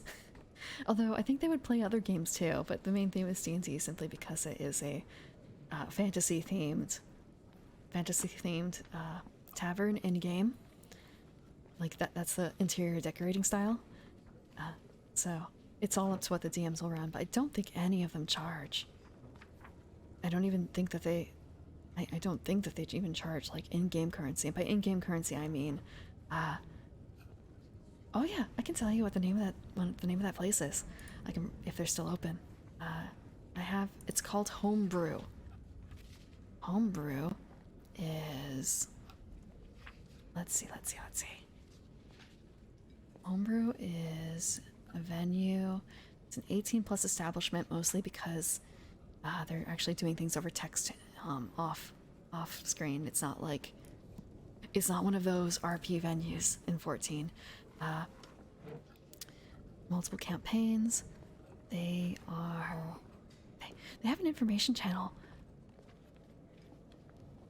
And they have actual RP. Okay, so it's 100,000 gil per night. Must be paid before this campaign begins. And that's per session. The 100k. But like, I don't know about you. I've got like a couple mil in reserve. They're a safe for work venue, but they still advertise themselves as 18+, just to, I guess, keep the children's away. And they are at, I think they're actually on Sargatanas. They are Imperium Ward 9, Plot 30, I think. Let me check. Because again, like they say, Imperium Ward 9, Plot 30, but where? Where? Hmm? Message book. General. I'll have to look up to see exactly if they are in Sargatanas, but they're definitely in Ether. 100k gil isn't so bad. Just think about it. I think half of it, I think a good chunk of it goes to the DM too. Which, I mean, if the DM is getting that money, like that's kind of cool. You don't have a good enough computer? I understand that. I used to have a laptop that had trouble with it too. But there are other Discord servers that are unattached to games, where you can theoretically find groups that are playing other games. I actually started playing 5e in an Adventurers League style game setup in a streamer's Discord group. There was someone who was willing to start running, so he started running for all the people who watch the streamer, for the viewers. I started playing there, and then I started DMing there as well. And that charged nothing. The only benefit that you got from those streamer, like that streamers group, was we played Adventure League type rules. So if you DM'd enough, you got special things. I say things because it could be that you got access to equipment, or in my case, I did it because I wanted a Tressum as a familiar for one of my characters. So, yeah, I did it for a familiar, but it could be for other things as well. But again, this was just one streamer's viewer's interpretation. So you could theoretically find another group willing to do it if you look through other streamers. Discords, perhaps. I think like Moon even has a RPG tabletop game like section, right? I think most of the people who used to play games on stream would have that sort of area. And there's also Tiefling Melissa probably has something like that as well. I don't, because I don't have a Discord. Then there's also Tiefling Melissa. Then there is another Tiefling, Tiffany Tiefling, I think her name is. She might have something like that as well. And I know Halbernacht has a section for finding, looking for group as well. Halbernacht, he paints rats. But yes, I'm pretty certain that for the homebrew group, that the DM does get at least some of the money, but I'm not 100% certain. Like, it would make sense. It would make sense. The frick. Okay. I can't tell, but yeah. I would say Alcavidian. Yeah, he's cozy. I like listening to him, but he often streams at the same time I do, so it makes it a bit difficult. He's probably about to stream in like 3 minutes. This is like the only day where I don't conflict with him. I seem to take the same days off. It's really frustrating. Because like Thursday has been my off. Well, I play board games, and I play board games at a pub every Thursday. I've been doing that for like, not a decade, but close to a decade. And Friday was another campaign night.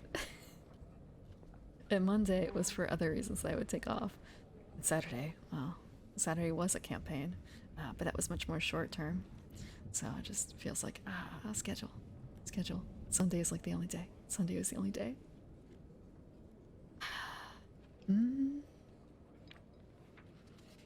But yeah, I think that they're planning a world shakeup. They're adding a new DC or something like that, I think, for North America. So like, if you don't have the funds, or you don't want to wait for transfer, or if you don't want to wait for transfer, you could wait for the shakeup to occur, and then you would probably be able to get a free transfer, do whatever server you want. And that might actually be really, I don't want to say hurtful, but what's the phrase? It will be a little awkward being split from people if you're not in the same world, but you used to be in the same DC. I've never actually been around for a DC shakeup, so it will be a first. But also, I mean, if you're in this North America, you can just visit Ether again. There's no problem there. I'm on Ether.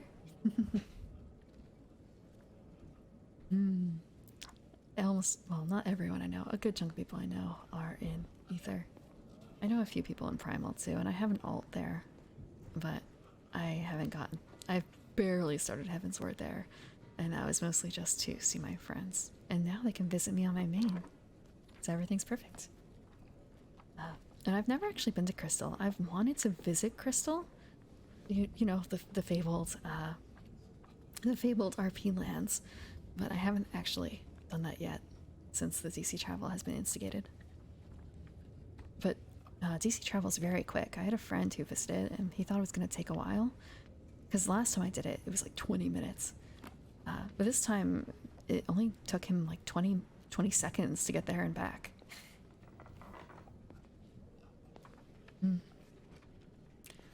Yeah, guild's dying.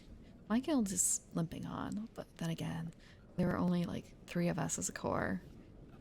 There's 4 of us who are active right now. But it ebbs and flows. It ebbs and flows.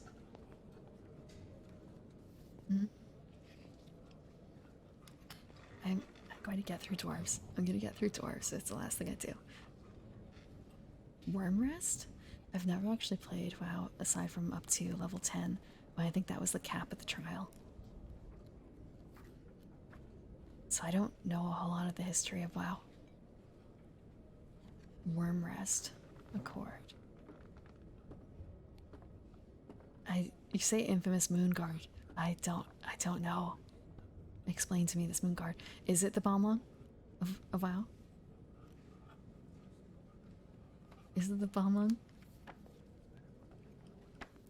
Knowing that, actually, I do have a relative who plays WoW. Actually, I don't know if he plays anymore, but he used to play WoW. Like, oh, actually, now I think about it, it's been over a decade. It's kind of a, do I want to know what server he played on? I'm not certain if I want to know what server he used to play on. I shouldn't ask. Yeah, I don't know if I should ask. He probably doesn't play anymore. Probably. I don't think he would have the time.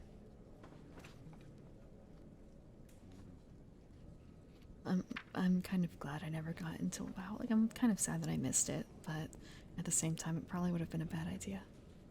Addictive personalities.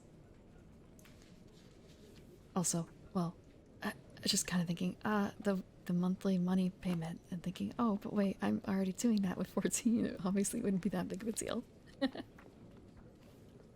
It wouldn't have been that big a deal, I guess, in the end.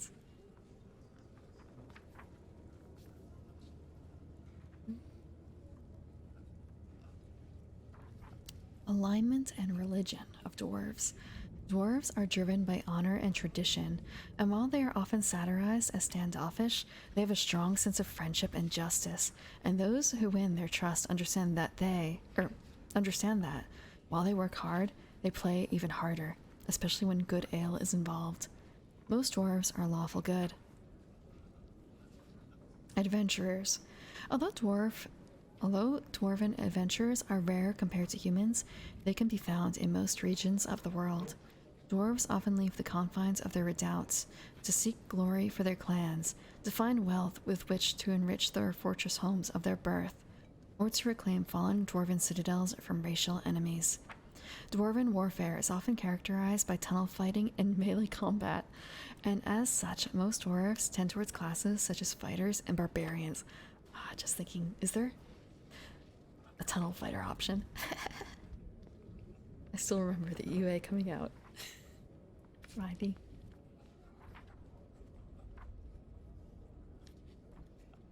Okay, dwarven racial traits. Actually, before that, just thinking, they didn't default to like dwarven clerics because I thought that was another Mm, another standard pairing, I thought. Mm, dwarven or dwarf racial traits. +2 constitution, +2 wisdom, -2 charisma. Dwarves are both tough and wise, but also a bit gruff. Medium. Dwarves are medium creatures and have no bonuses or penalties due to their size. Slow and steady. Dwarves have a base speed of 20 feet, but their speed is never modified by armor or encumbrance. That's actually really cool. I didn't know that. Like, dang. Like, you could theoretically overload yourself then as a dwarf and just like keep trucking. Like, sure, it's only 20 feet, but heavy armor. And encumbrance. Okay. Impressed by dwarves over here. Dark vision. Dwarves can see in the dark up to 60 feet. Defensive training. Dwarves get a +4 dodge bonus to AC against monsters of the giant subtype. Greed. Dwarves receive a +2 racial bonus on appraised skill checks made to determine the price of non-magical goods that contain precious metals or gemstones. Hatred. Dwarves receive a +1 bonus on attack rolls against humanoid creatures of the orc and goblinoid subtypes due to special training against these hated foes. Okay. A quick question, and something that we have not 100% covered, I feel like. So they talked about how bonuses of the same type do not stack. So, if you have, like, this wouldn't make sense to have, like, 2 racial bonuses, but, like, if you had 2, trying to think, I guess infernal bonuses, evil bonuses to something, they wouldn't stack. But they have here, like, the +1 bonus on attack rolls. That's not a, that's an untyped bonus. So that stacks, right? Like, that's been cleared up. Let me double check. Because that is something that I've seen as, like, it doesn't stack, or it does stack. But I just want to make sure. Okay, let's check. Okay, so that is considered a bonus. Bonuses. Okay, so in the basic common terms section, they don't talk about it. So maybe if they do talk about it, it might be in a different area.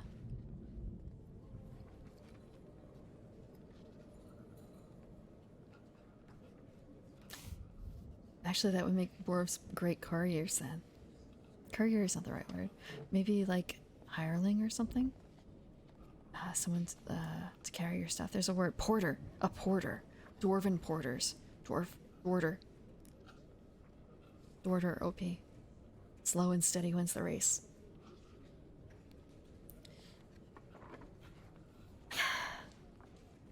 Dwarter. Okay. Hardy. Wait, no, did I do the hatred? I don't know if I did the hatred. Hatred.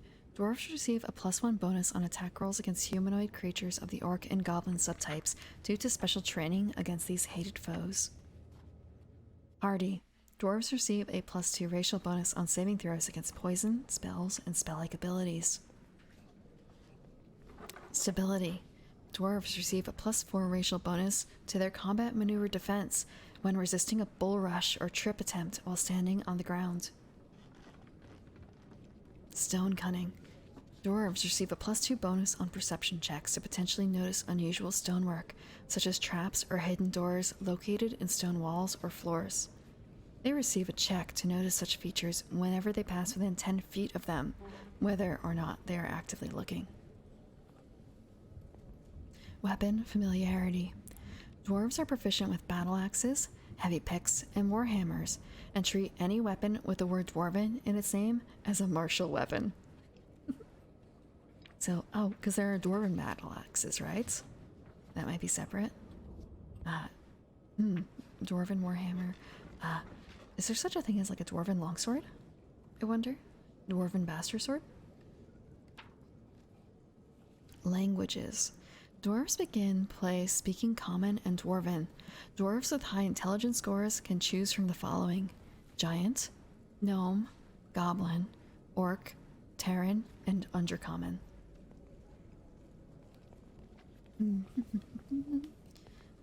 Oh, I kind of missed that we were going to be going into the next section. Let me check.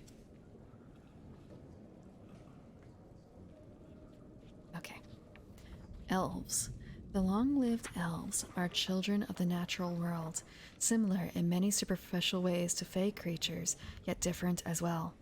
Elves value their privacy and traditions, and while they are often slow to make friends, at both the personal and national levels, once an outsider is accepted as a comrade, such alliances can last for generations.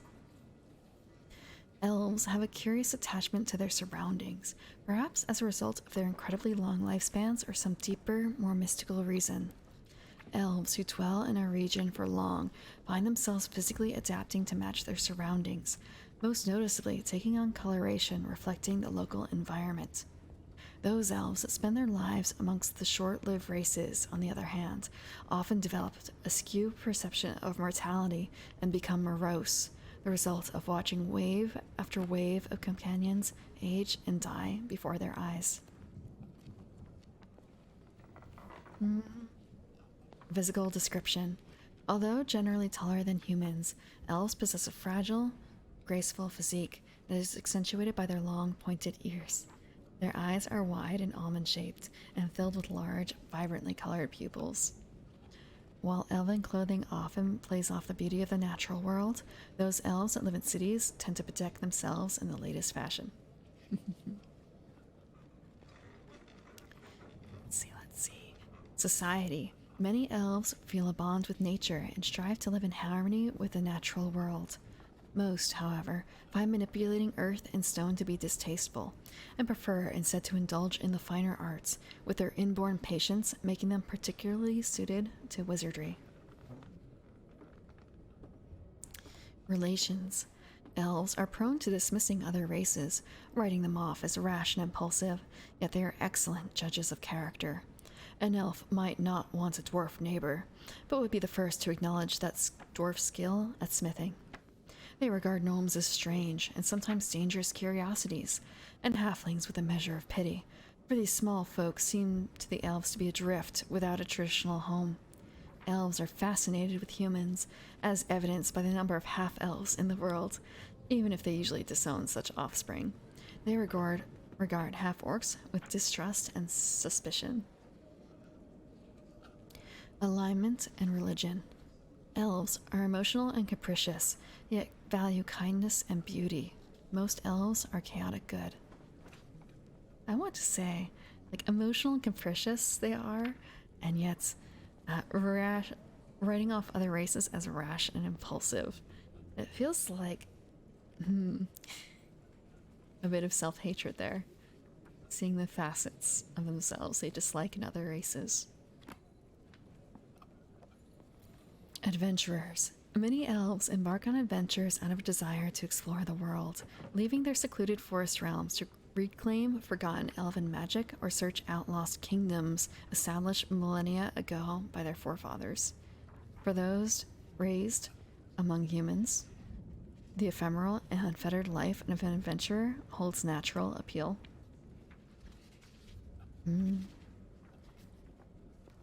Elves generally eschew melee because of their frailty, preferring instead to pursue classes such as wizards and rangers. Elf racial traits. +2 dexterity, +2 intelligence, -2 constitution. Elves are nimble, both in body and mind, but their form is frail. Medium. Elves are medium creatures and have no bonuses or penalties due to their size. Normal speed. Elves have a base speed of 30 feet. Low light vision. Elves can see twice as far as humans in the conditions of dim light. See additional rules. Elven immunities. Elves are immune to magic sleep effects and get a +2 racial saving throw bonus against enchantments and enchantment spells and effects. Elven magic. Elves receive a +2 racial bonus on caster level checks made to overcome spell resistance. In addition, elves receive a +2 racial bonus on spellcraft skill checks made to identify the properties of magic items. Keen senses. Elves receive a +2 racial bonus on perception skill checks. Weapon familiarity. Elves are proficient with longbows, including composite longbows, longswords, rapiers, and short bows, including composite short bows, and treat any weapon with the word elven in its name as a martial weapon. Just wondering what the difference is there. They haven't explained that yet. Because it doesn't make sense in 5e terms. Okay. Languages. Elves begin play speaking Common and Elven. Elves with high intelligence scores can choose from the following: Celestial, Draconic, Gnoll, Gnome, Goblin, Orc, and Sylvan. I should also specify I don't really know much about the weapon rules because the 3.5 characters I've played, one of them was a caster, and the other one was my barbarian. So, my bare-armed barbarian. So, I never actually had to learn how to do anything with weapons. I just ignored it completely. A bit of an oversight on my part. Okay, I'm gonna take a quick sip. Big sip.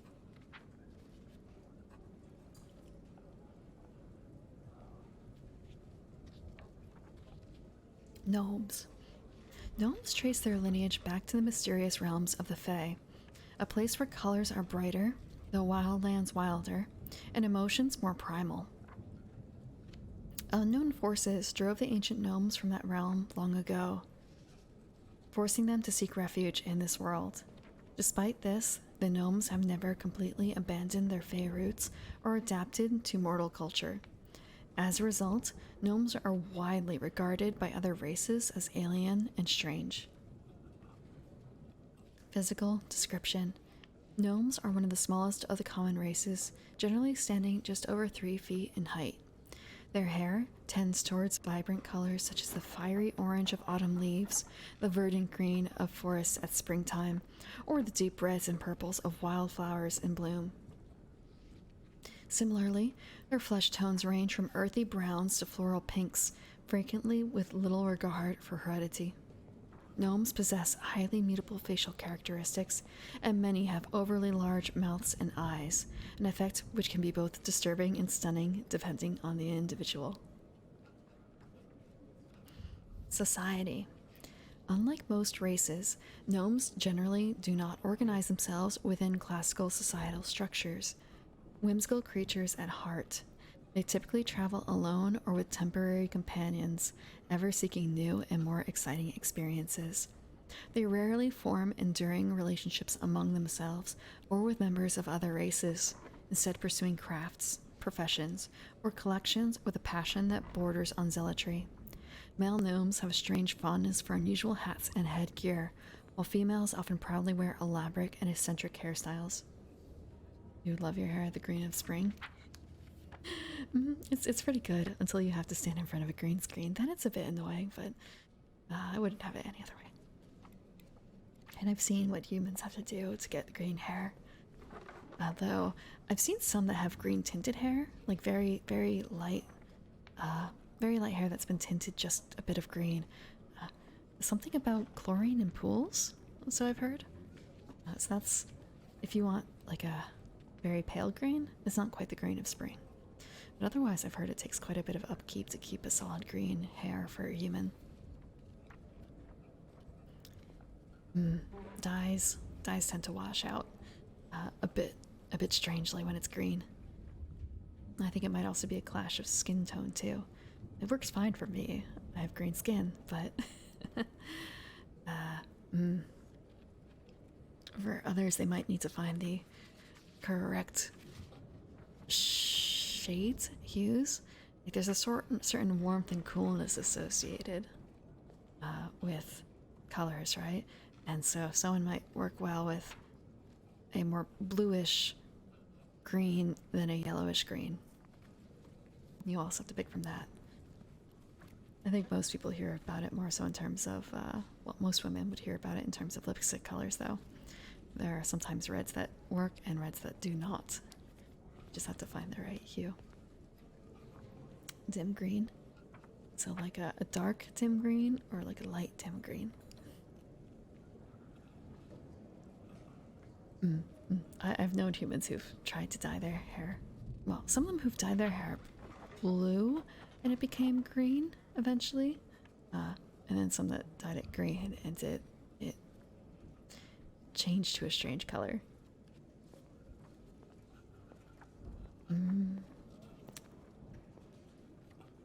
Let's see. Alignment. Oh, wait, no, I'm on relations. A toxic green. Okay, I can see that. Manic Panic-esque. Yeah, that would require some upkeep. That would be the sort of thing where you would have to mix some of the dye into your hair products, right? To keep it going. But I think that's quite common for a lot of different hair dye. But I think hair dye upkeep. But I think that it would be more important for the greens.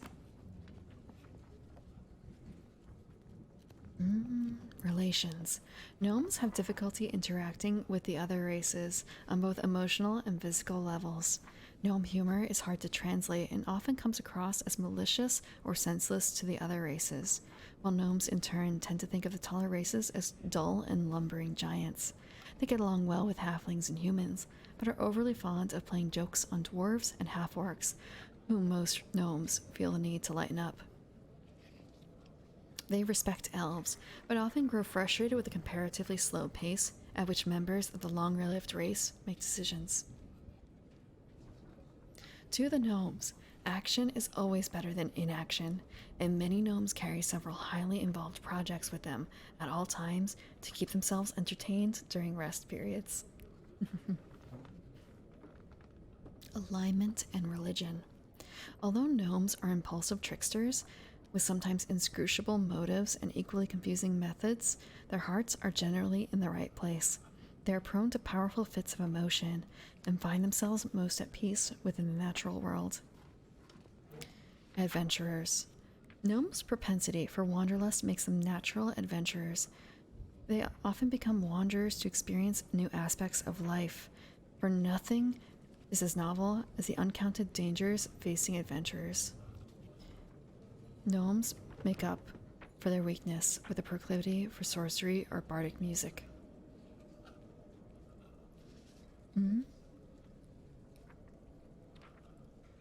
Let's see. Okay. Gnome racial traits. +2 constitution, +2 charisma, -2 strength. Gnomes are physically weak, but surprisingly hardy, and their attitude makes them naturally agreeable. Small. Gnomes are small creatures and gain a +1 size bonus to their AC, a +1 size bonus on attack rolls, a -1 penalty to their combat maneuver bonus and combat maneuver defense, and a +4 size bonus on stealth checks. Slow speed. Gnomes have a base speed of 20 feet. Low light vision. Gnomes can see twice as far as humans in conditions of dim light. See additional rules. Defensive training. Gnomes get a +4 dodge bonus to AC against monsters of the giant type. Gnome magic. Gnomes add +1 to the DC of any saving throws against illusion spells that they cast. Gnomes with a charisma of 11 or higher also gain the following spell-like abilities. Once a day, dancing lights, ghost sound, prestidigitation, and speak with animals. Prestidigitation. The caster level for these effects is equal to the gnome's level.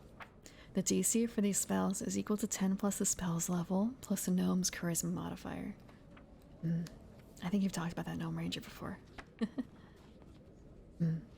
Yeah, gnomes can be fun. I like short races. The shorter races. I like halflings and gnomes. And I mean, dwarves are also short, but they're also not small, I suppose. So that counts for something. Hatred. Gnomes receive a +1 bonus on attack rolls against humanoid creatures of the reptilian and goblinoid subtypes due to special training against these hated foes. Illusion resistance. Gnomes get a +2 racial saving throw bonus against illusion spells or effects. Keen senses. Gnomes receive a +2 racial bonus on perception skill checks. Obsessive. Gnomes receive a +2 racial bonus on a craft or profession skill of their choice.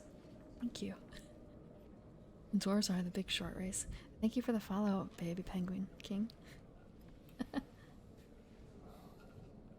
you. Thank you for that pet. I'm actually going to take this opportunity also to take a sip. The farmstead is out and all I have left is water. Actually watering the water. Or actually watering the flower. Let's see. I was at Keen Senses. I want to say they have, for like the dwarf to the size comparison difference, they have to draw a line somewhere, don't they?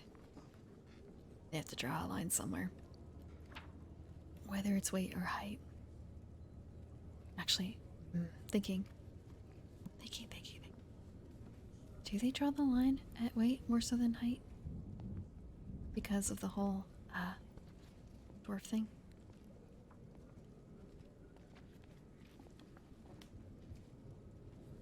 Let's see. I did Keen Senses, I did Illusion Resistance. I think I did Obsessive. I think. I will repeat it anyway. Obsessive. Gnomes receive a +2 racial bonus on a craft or profession check. Seal of their choice. Craft or profession skill of their choice. Weapon familiarity. Gnomes treat any weapon with the word gnome in its name as a martial weapon. Languages. Gnomes begin play by speaking Common, Gnome, and Sylvan. Gnomes with a high intelligence score can choose from the following: Draconic, Dwarven, Elven, Giant, Goblin, and Orc. So this is all entirely what's alphabetical order. Sorry about that. A little close with the book there. The next race is half-elves. Elves have long drawn the covetous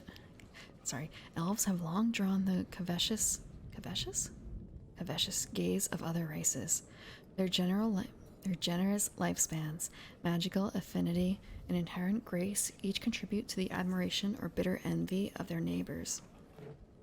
Of all their traits, however, none so entrance their human associates as their beauty.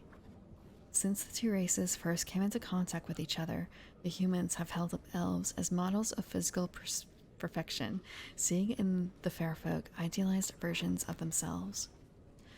For their part, many elves find humans attractive, despite their comparatively barbaric ways, drawn to the passion and impetuosity with which members of the younger race play out their brief lives. Sometimes this mutual infatuation leads to romantic relationships.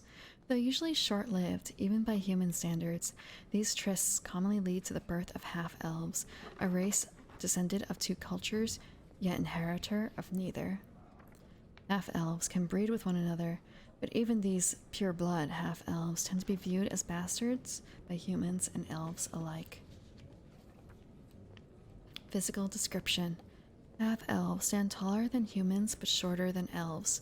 They inherit the lean build and comely features of their elven lineage, but their skin color is dictated by their human side. While half-elves retain the pointed ears of elves, theirs are more rounded and less pronounced. A half-elf's human-like eyes tend to range a spectrum of exotic colors running from amber or violet to emerald green and deep blue. Society. A lack of a unified homeland and culture forces half-elves to remain versatile, able to conform to nearly any environment. While often attractive to both races for the same reason as their parents, half-elves rarely fit in with either humans or elves, as both races see too much evidence of the other in them. This lack of acceptance weighs heavily on many half-elves, yet others are bolstered by their unique status, seeing in their lack of a formalized culture the ultimate freedom. As a result, half-elves are incredibly adaptable, capable of adjusting their mindset and talents to whatever society they find themselves in. Thank you for the follow, Yanisa Lopez. Yanisa? Yanisa. Yanisa Lopez. Relations. A half-elf understands loneliness and knows that character is often less a product of race than of life experience. As such, half-elves are often open to friendships and alliances with other races, and less likely to rely on first impressions when forming opinions of new acquaintances. Alignment and religion. Half-elves' isolation strongly influences their characters and philosophies. Cruelty does not come naturally to them, nor does blending in and bending to societal convention.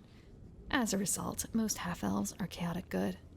Half-elves' lack of a unified culture makes them less likely to turn to religion, but those who do generally follow the common faiths of their homelands. Thinking about the open to friendship and alliances with other races. One party I played in was 2 half-elves, 2 half-orcs, a shrimp of an elf, who was not a person who is in character easy to get along with, and a conman dwarf. Like, a rogue dwarf. Just thinking the half-elf description of them makes it fitting. Adventurers. Half-elves tend to be itinerants, wandering the lands in search of a place they might finally call home. The desire to prove oneself to the community and establish a personal identity, or even legacy, drives many half-elf adventurers to lives of bravery. Half-elf racial traits. +2 to 1 ability score. Half-elf characters get a +2 bonus to 1 ability score of their choice at creation to represent their varied nature. Medium. Half-elves are medium creatures and have no bonuses or penalties due to their size.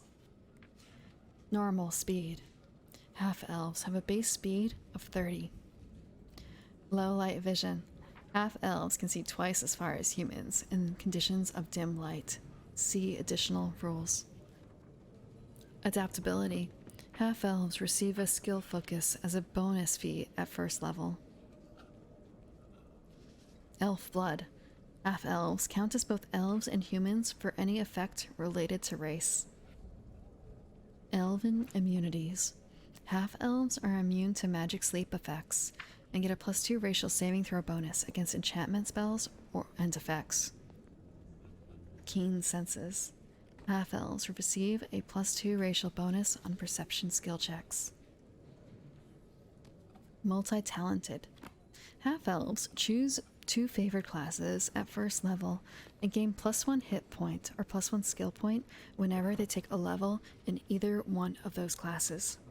See classes for more information about favored classes. Languages. Half-elves begin speaking Common and Elven. Half-elves with high intelligence scores can choose any languages they want, except for secret languages such as Druidic. Give me a second. Okay, second has been taken. I'm not giving that second back to you. Half-orcs. Half-orcs are monstrosities. Their tragic births, the result of perversion and violence. Or at least, that's how other races see them. It's true that half-orcs are rarely the result of loving unions, and as such are usually forced to grow up hard and fast, constantly fighting for protection or to make names for themselves. Feared, distrusted, and spat upon, half-orcs still consistently manage to surprise their detractors with great deeds and unexpected wisdom, though sometimes it's easier just to crack a few skulls. Physical description. Both genders of half-orc stand between 6 and 7 feet tall, with powerful builds and greenish or grayish skin. Their canines often grow long enough to protrude from their mouths, and these tusks, combined with heavy brows and slightly pointed ears, give them their notoriously bestial appearance. While half-orcs may be impressive, few ever describe them as beautiful. Society. Unlike half-elves, where at least part of society's discrimination is born out of jealousy or attraction, half-orcs get the worst of both worlds. Physically weaker than their orc kin, they also tend to be feared or attacked outright by the legions of humans who don't bother making the distinction between full orcs and half-bloods. Still, while not exactly accepted, half-orcs in civilized societies tend to be valued for their martial prowess, and orc leaders have actually been known to spawn them intentionally, as the half-breeds regularly make up for their lack of physical strength with increased cunning and aggression, making them natural chieftains and strategic advisors. Relations. A lifetime of persecution leaves the average half-orc wary and quick to anger, yet those who break through his savage exterior might find a well-hidden core of empathy. Elves and dwarves tend to be the least accepting of half-orcs, seeing them as too great a resemblance to their racial enemies, but other races aren't much more understanding. Human societies with few orc problems tend to be the most accommodating, and there half-orcs make natural mercenaries and enforcers. Relations. Oh wait, no, I already read that. Alignment and religion. Forced to live either among brutish orcs or as lonely outcasts in civilized lands, most half-orcs are bitter, violent, and reclusive. Evil comes easily to them, but they are not evil by nature. Rather, most half-orcs are chaotic neutral, having been taught by long experience that there is no point doing anything but that which directly benefits them. Adventurers. Staunchly independent, many half-orcs take to lives of adventure out of necessity, seeking to escape their painful past or improve their lot through force of arms. Others, more optimistic or desperate for acceptance, take up the mantle of crusaders in order to prove their worth to the world. Half-orc racial traits. +2 to 1 ability score. Half-orc characters get a +2 bonus to 1 ability score of their choice at creation to represent their varied nature. Medium. Half-orcs are medium creatures and have no bonuses or penalties due to their size. Normal speed. Half-orcs have a base speed of 30. Dark vision. Half-orcs can see in the dark up to 60 feet. Intimidating. Half-orcs receive a +2 racial bonus on intimidate skill checks due to their fearsome nature. Orc blood. Half-orcs count as both humans and orcs for any effect related to race. Orc ferocity. Once per day, when a half-orc is brought below 0 hit points but is not killed, you can fight on for 1 more round as if disabled. At the end of his next turn, unless brought to above 0 hit points, he immediately falls unconscious and begins dying. Okay. Let me check. Okay, I think disabled is the thing I was thinking of for when you hit exactly 0 hit points. And don't go below. You are simply disabled. But again, disabled is pretty bad. I think disabled is pretty bad. I'm gonna peek. Let's peek real quick. What does... Let me crack open the book. Let me crack it to see about what does disabled mean in terms of this. A character with 0 hit points, or one who has negative hit points but has become stable and conscious, is disabled.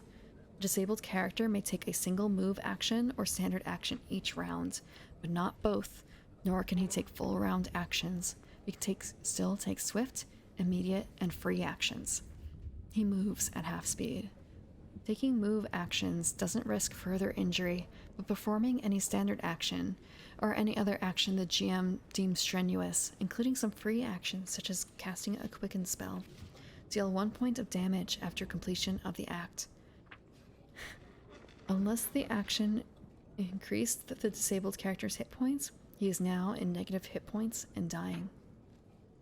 Hmm? Okay. So, disabled at 0 hit points, you get.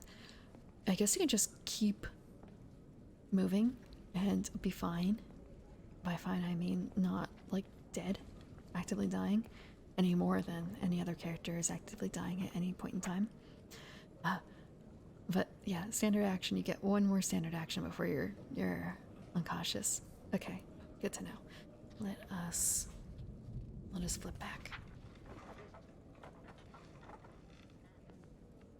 Let's flip back. Now that we know what disabled counts for. Weapon familiarity.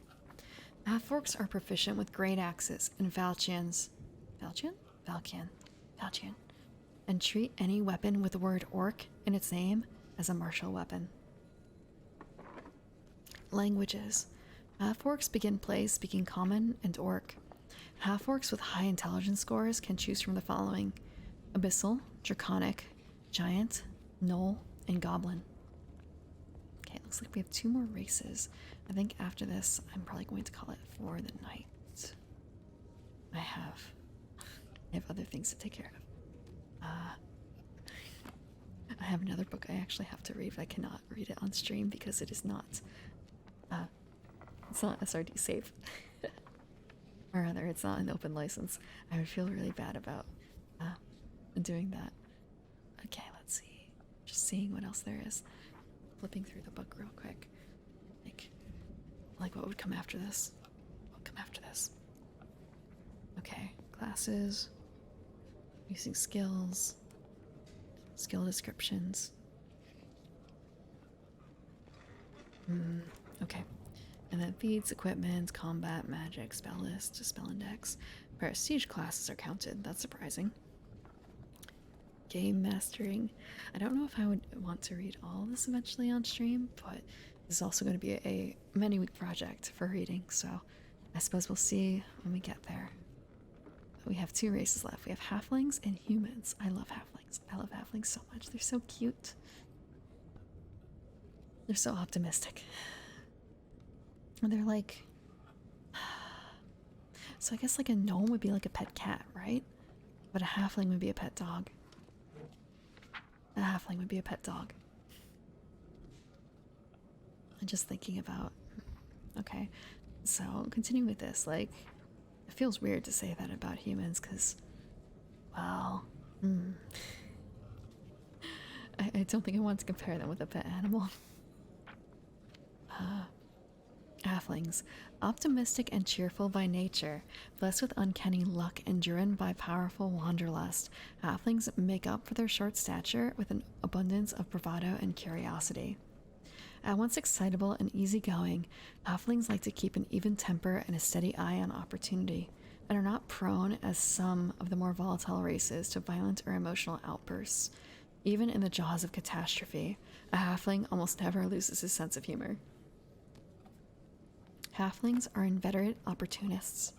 Unable to physically defend themselves from the rigors of the world, they know when to bend with the wind and when to hide away. Yet a halfling's curiosity often overwhelms his good sense, leading to poor decisions and narrow escapes. Though their curiosity drives them to travel and seek new places and experiences, halflings possess a strong sense of house and home, often spending above their means to enhance the comforts of home life. Physical description. Halflings rise to a humble height of 3 feet. They prefer to walk barefoot, leading to the bottoms of their feet being roughly calloused. Tufts of thick, curly hair warm the tops of their broad, tanned feet.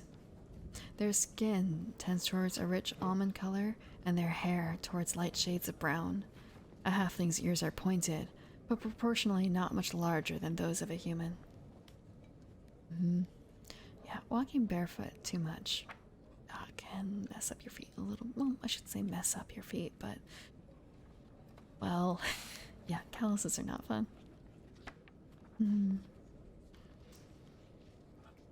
Society. Halflings claim no cultural homeland and control no settlements larger than rural assemblies of free towns. Far more often, they dwell at the knees of their human cousins in human cities, eking out livings as they can from the scraps of larger societies. Many halflings lead perfectly fulfilling lives in the shadow of their larger neighbors, while some prefer more nomadic lives on the road, traveling the world and experiencing all it has to offer. Relations. A typical halfling prides himself on his ability to go unnoticed by other races. It is this trait that allows so many halflings to excel at thievery and trickery. Most halflings, knowing full well the stereotyped view other races take of them as a result, go out of their way to be forthcoming and friendly to the bigger races when they're not trying to go unnoticed.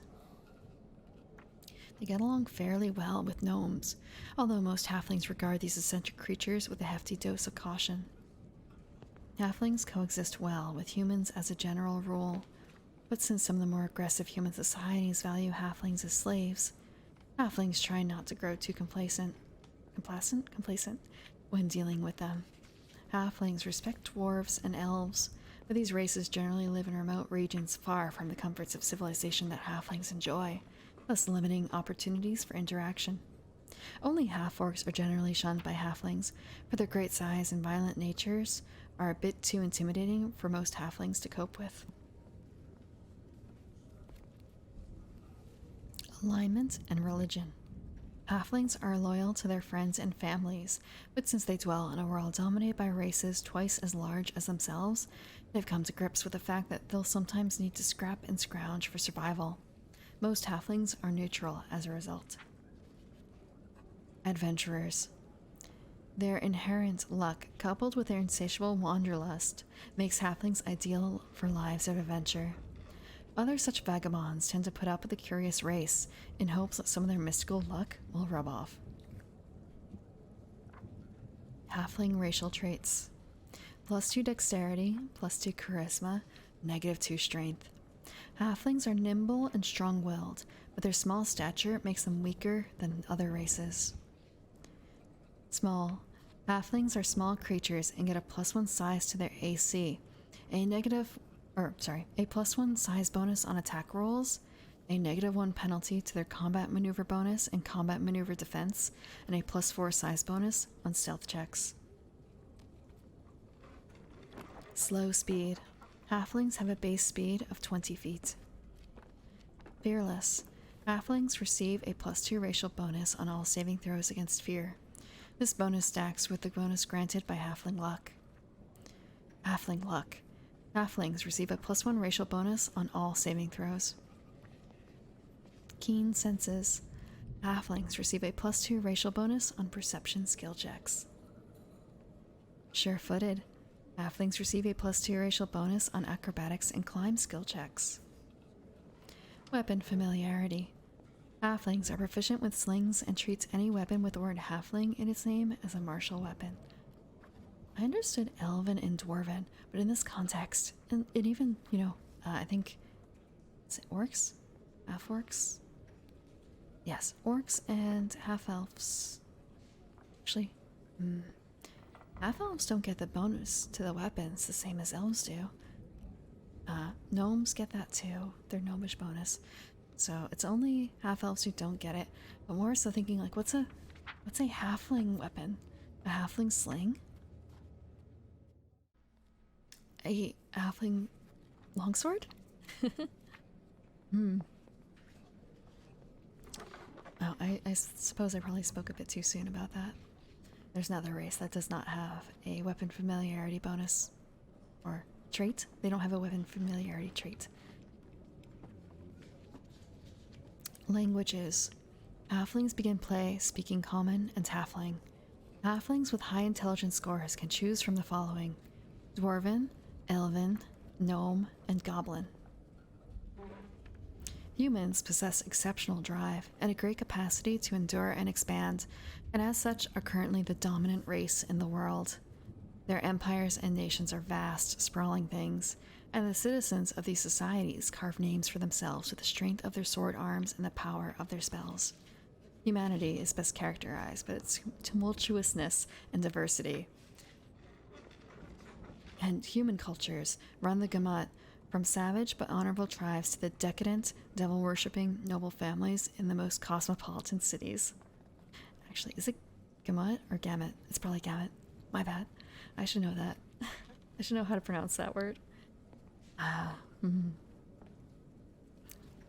Human curiosity and ambition often triumph over their predilection for a sedentary lifestyle, and many leave their homes to explore the innumerable forgotten corners of the world or lead mighty armies to conquer their neighbors simply because they can. Physical description. The physical characteristics of humans are as varied as the world's climes. From the dark-skinned tribesmen of the southern continents to the pale and barbaric raiders of northern lands, humans possess a wide variety of skin colors, body types, and facial features. Generally speaking, human skin color assumes a darker hue the closer to the equator they live. Just thinking, this assumes that the game has an equator. I thought that there were... Actually... I want to say it assumes that your world is flat. Not flat, round, opposite. I'm not going to say the world is flat, but just there may be some worlds where the world is actually flat. Just thinking about Discworld. There is no concept of the equator in Discworld, is there? Because it's literally a world on the back of a turtle, on the back of an elephant, right? I'm sure that there would be like homebrew worlds that might have a similar concept. Thank you for the follow, Erika Galindo. Thank you. I'm thinking about another world that exists as discs and would have no equator. It's not a D&D world, but is a fantasy world. If you've ever seen Slayers, they actually very clearly show that the Slayers world is one disc of a set of 4 discs. Basically, like, I think they even describe them as basically dinner plates being balanced on something else. The question is, what is that something else? I think they're discs floating in a sea of chaos, in a sea of nightmares. Yes, I think that's about it. The worlds are balanced, or floating adrift in a sea of nightmares. Which is kind of metal when you think about it. So yeah, I suppose that would need to have some adjustment there as to whether or not there's an equator in the world.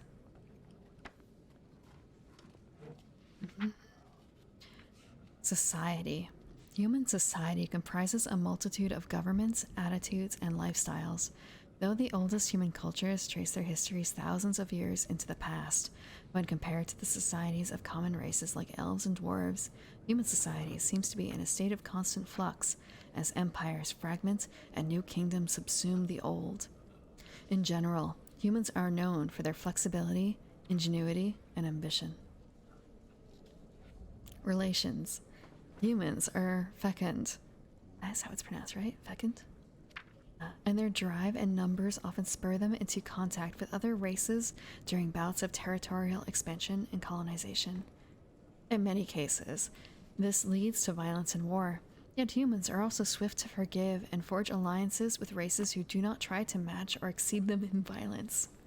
Proud, sometimes to the point of arrogance, humans might look upon dwarves as miserly drunkards, elves as flighty fops, halflings as craven thieves, gnomes as twisted maniacs, and half-elves and half-orcs as embarrassments.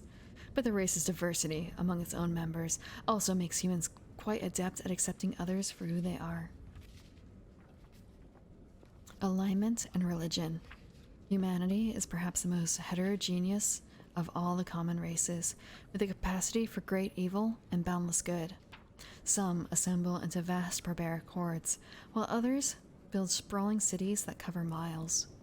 Taken as a whole, most humans are neutral, yet they generally tend to congregate in nations and civilizations with specific alignments. Humans also have the widest range in gods and religion, lacking other races' ties to tradition, and eager to turn to anyone offering them glory or protection. Another chance to sip.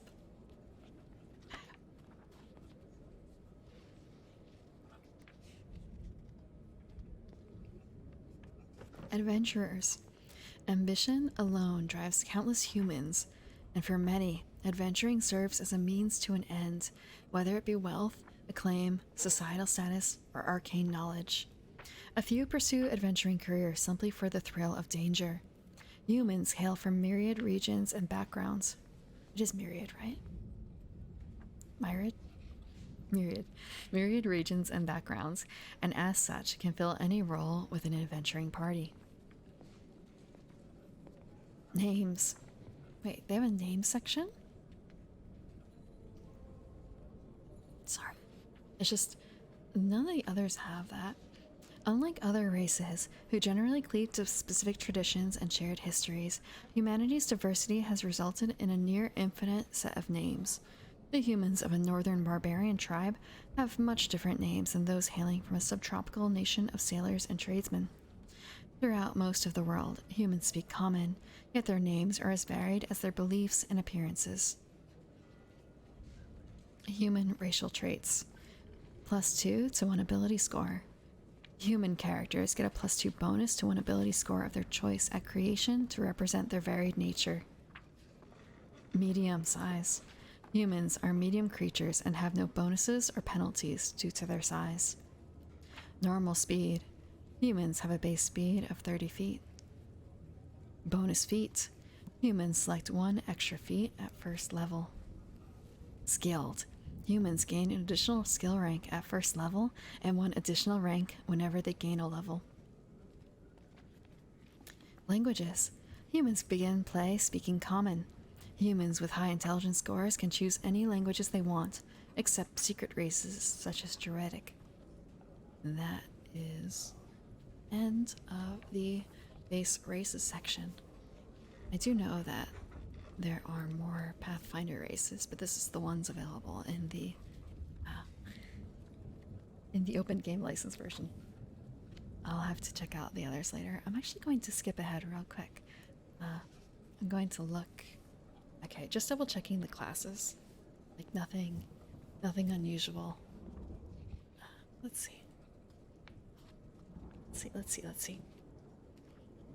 So, next Sunday, I'm definitely going to be reading this again. Actually, I say that. Next Sunday, the time might be adjusted, but I should be reading a bit of the Pathfinder reference document available, and I will be starting with classes and moving on from there. Let me double check what else is available. Classes. I may only just be able to get through classes, though, because I feel like classes is going to be a big chunk. It's going to be a big chunk. Maybe I won't exactly read through the tables necessarily. We'll have to see.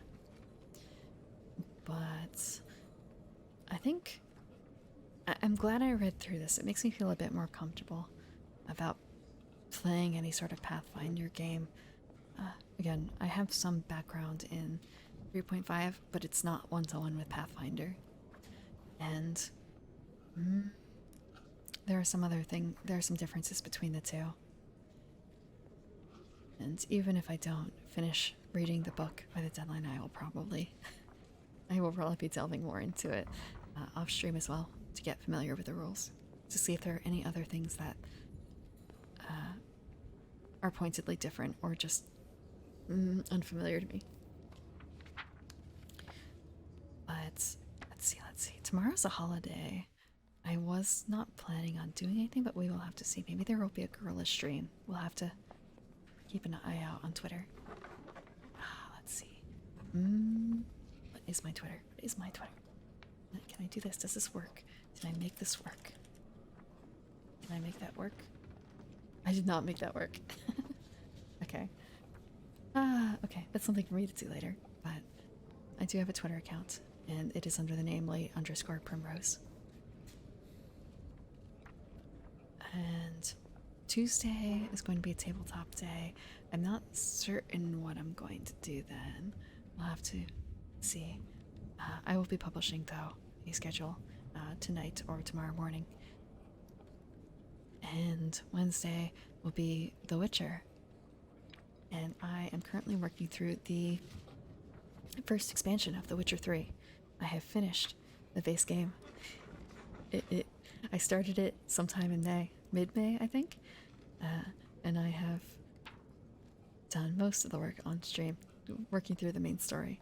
Finally finished. Just a few tears. And Saturday,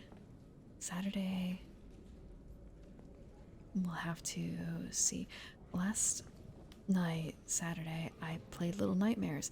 I would not mind playing it again, but I'm also actually a little.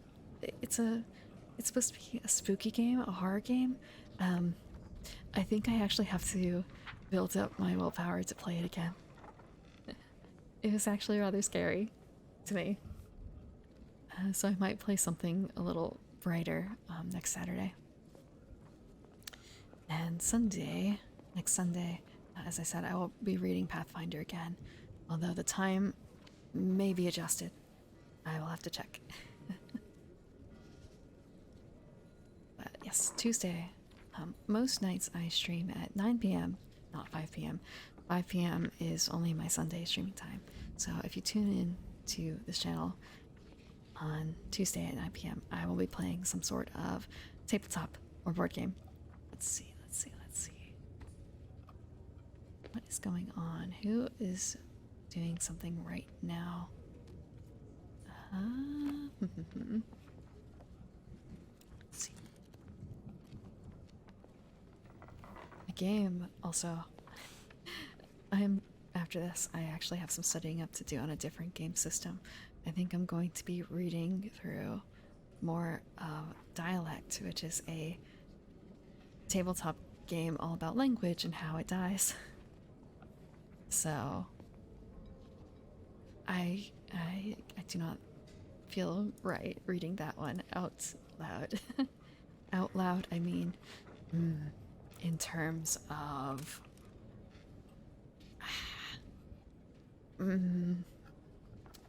it's something that, you know, you pay for it but you don't own it, right? So something like that. Who else is reading right now? Is there anyone else reading? I see someone else. Okay, that doesn't sound right. Okay, maybe this person. Let me listen real quick. Can I do that without? Okay. Will this work? Can't hear them. Okay, never mind. What about... There's someone doing a study, and there's someone else doing... I don't know what this is. What's an RP? Let me listen here.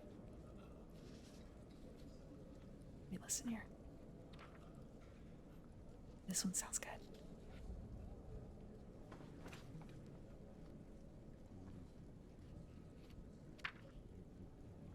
Oh, I think I am going to raid into this person. She has a nice voice. Okay, so can I do this? Don't know this person, but it should be fun. She's got a nice calming voice.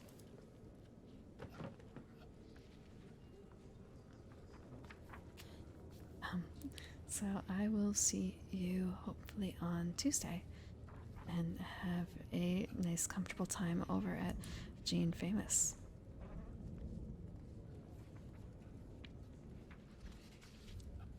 Oh, I canceled. Oops. That's my bad. Did not mean to.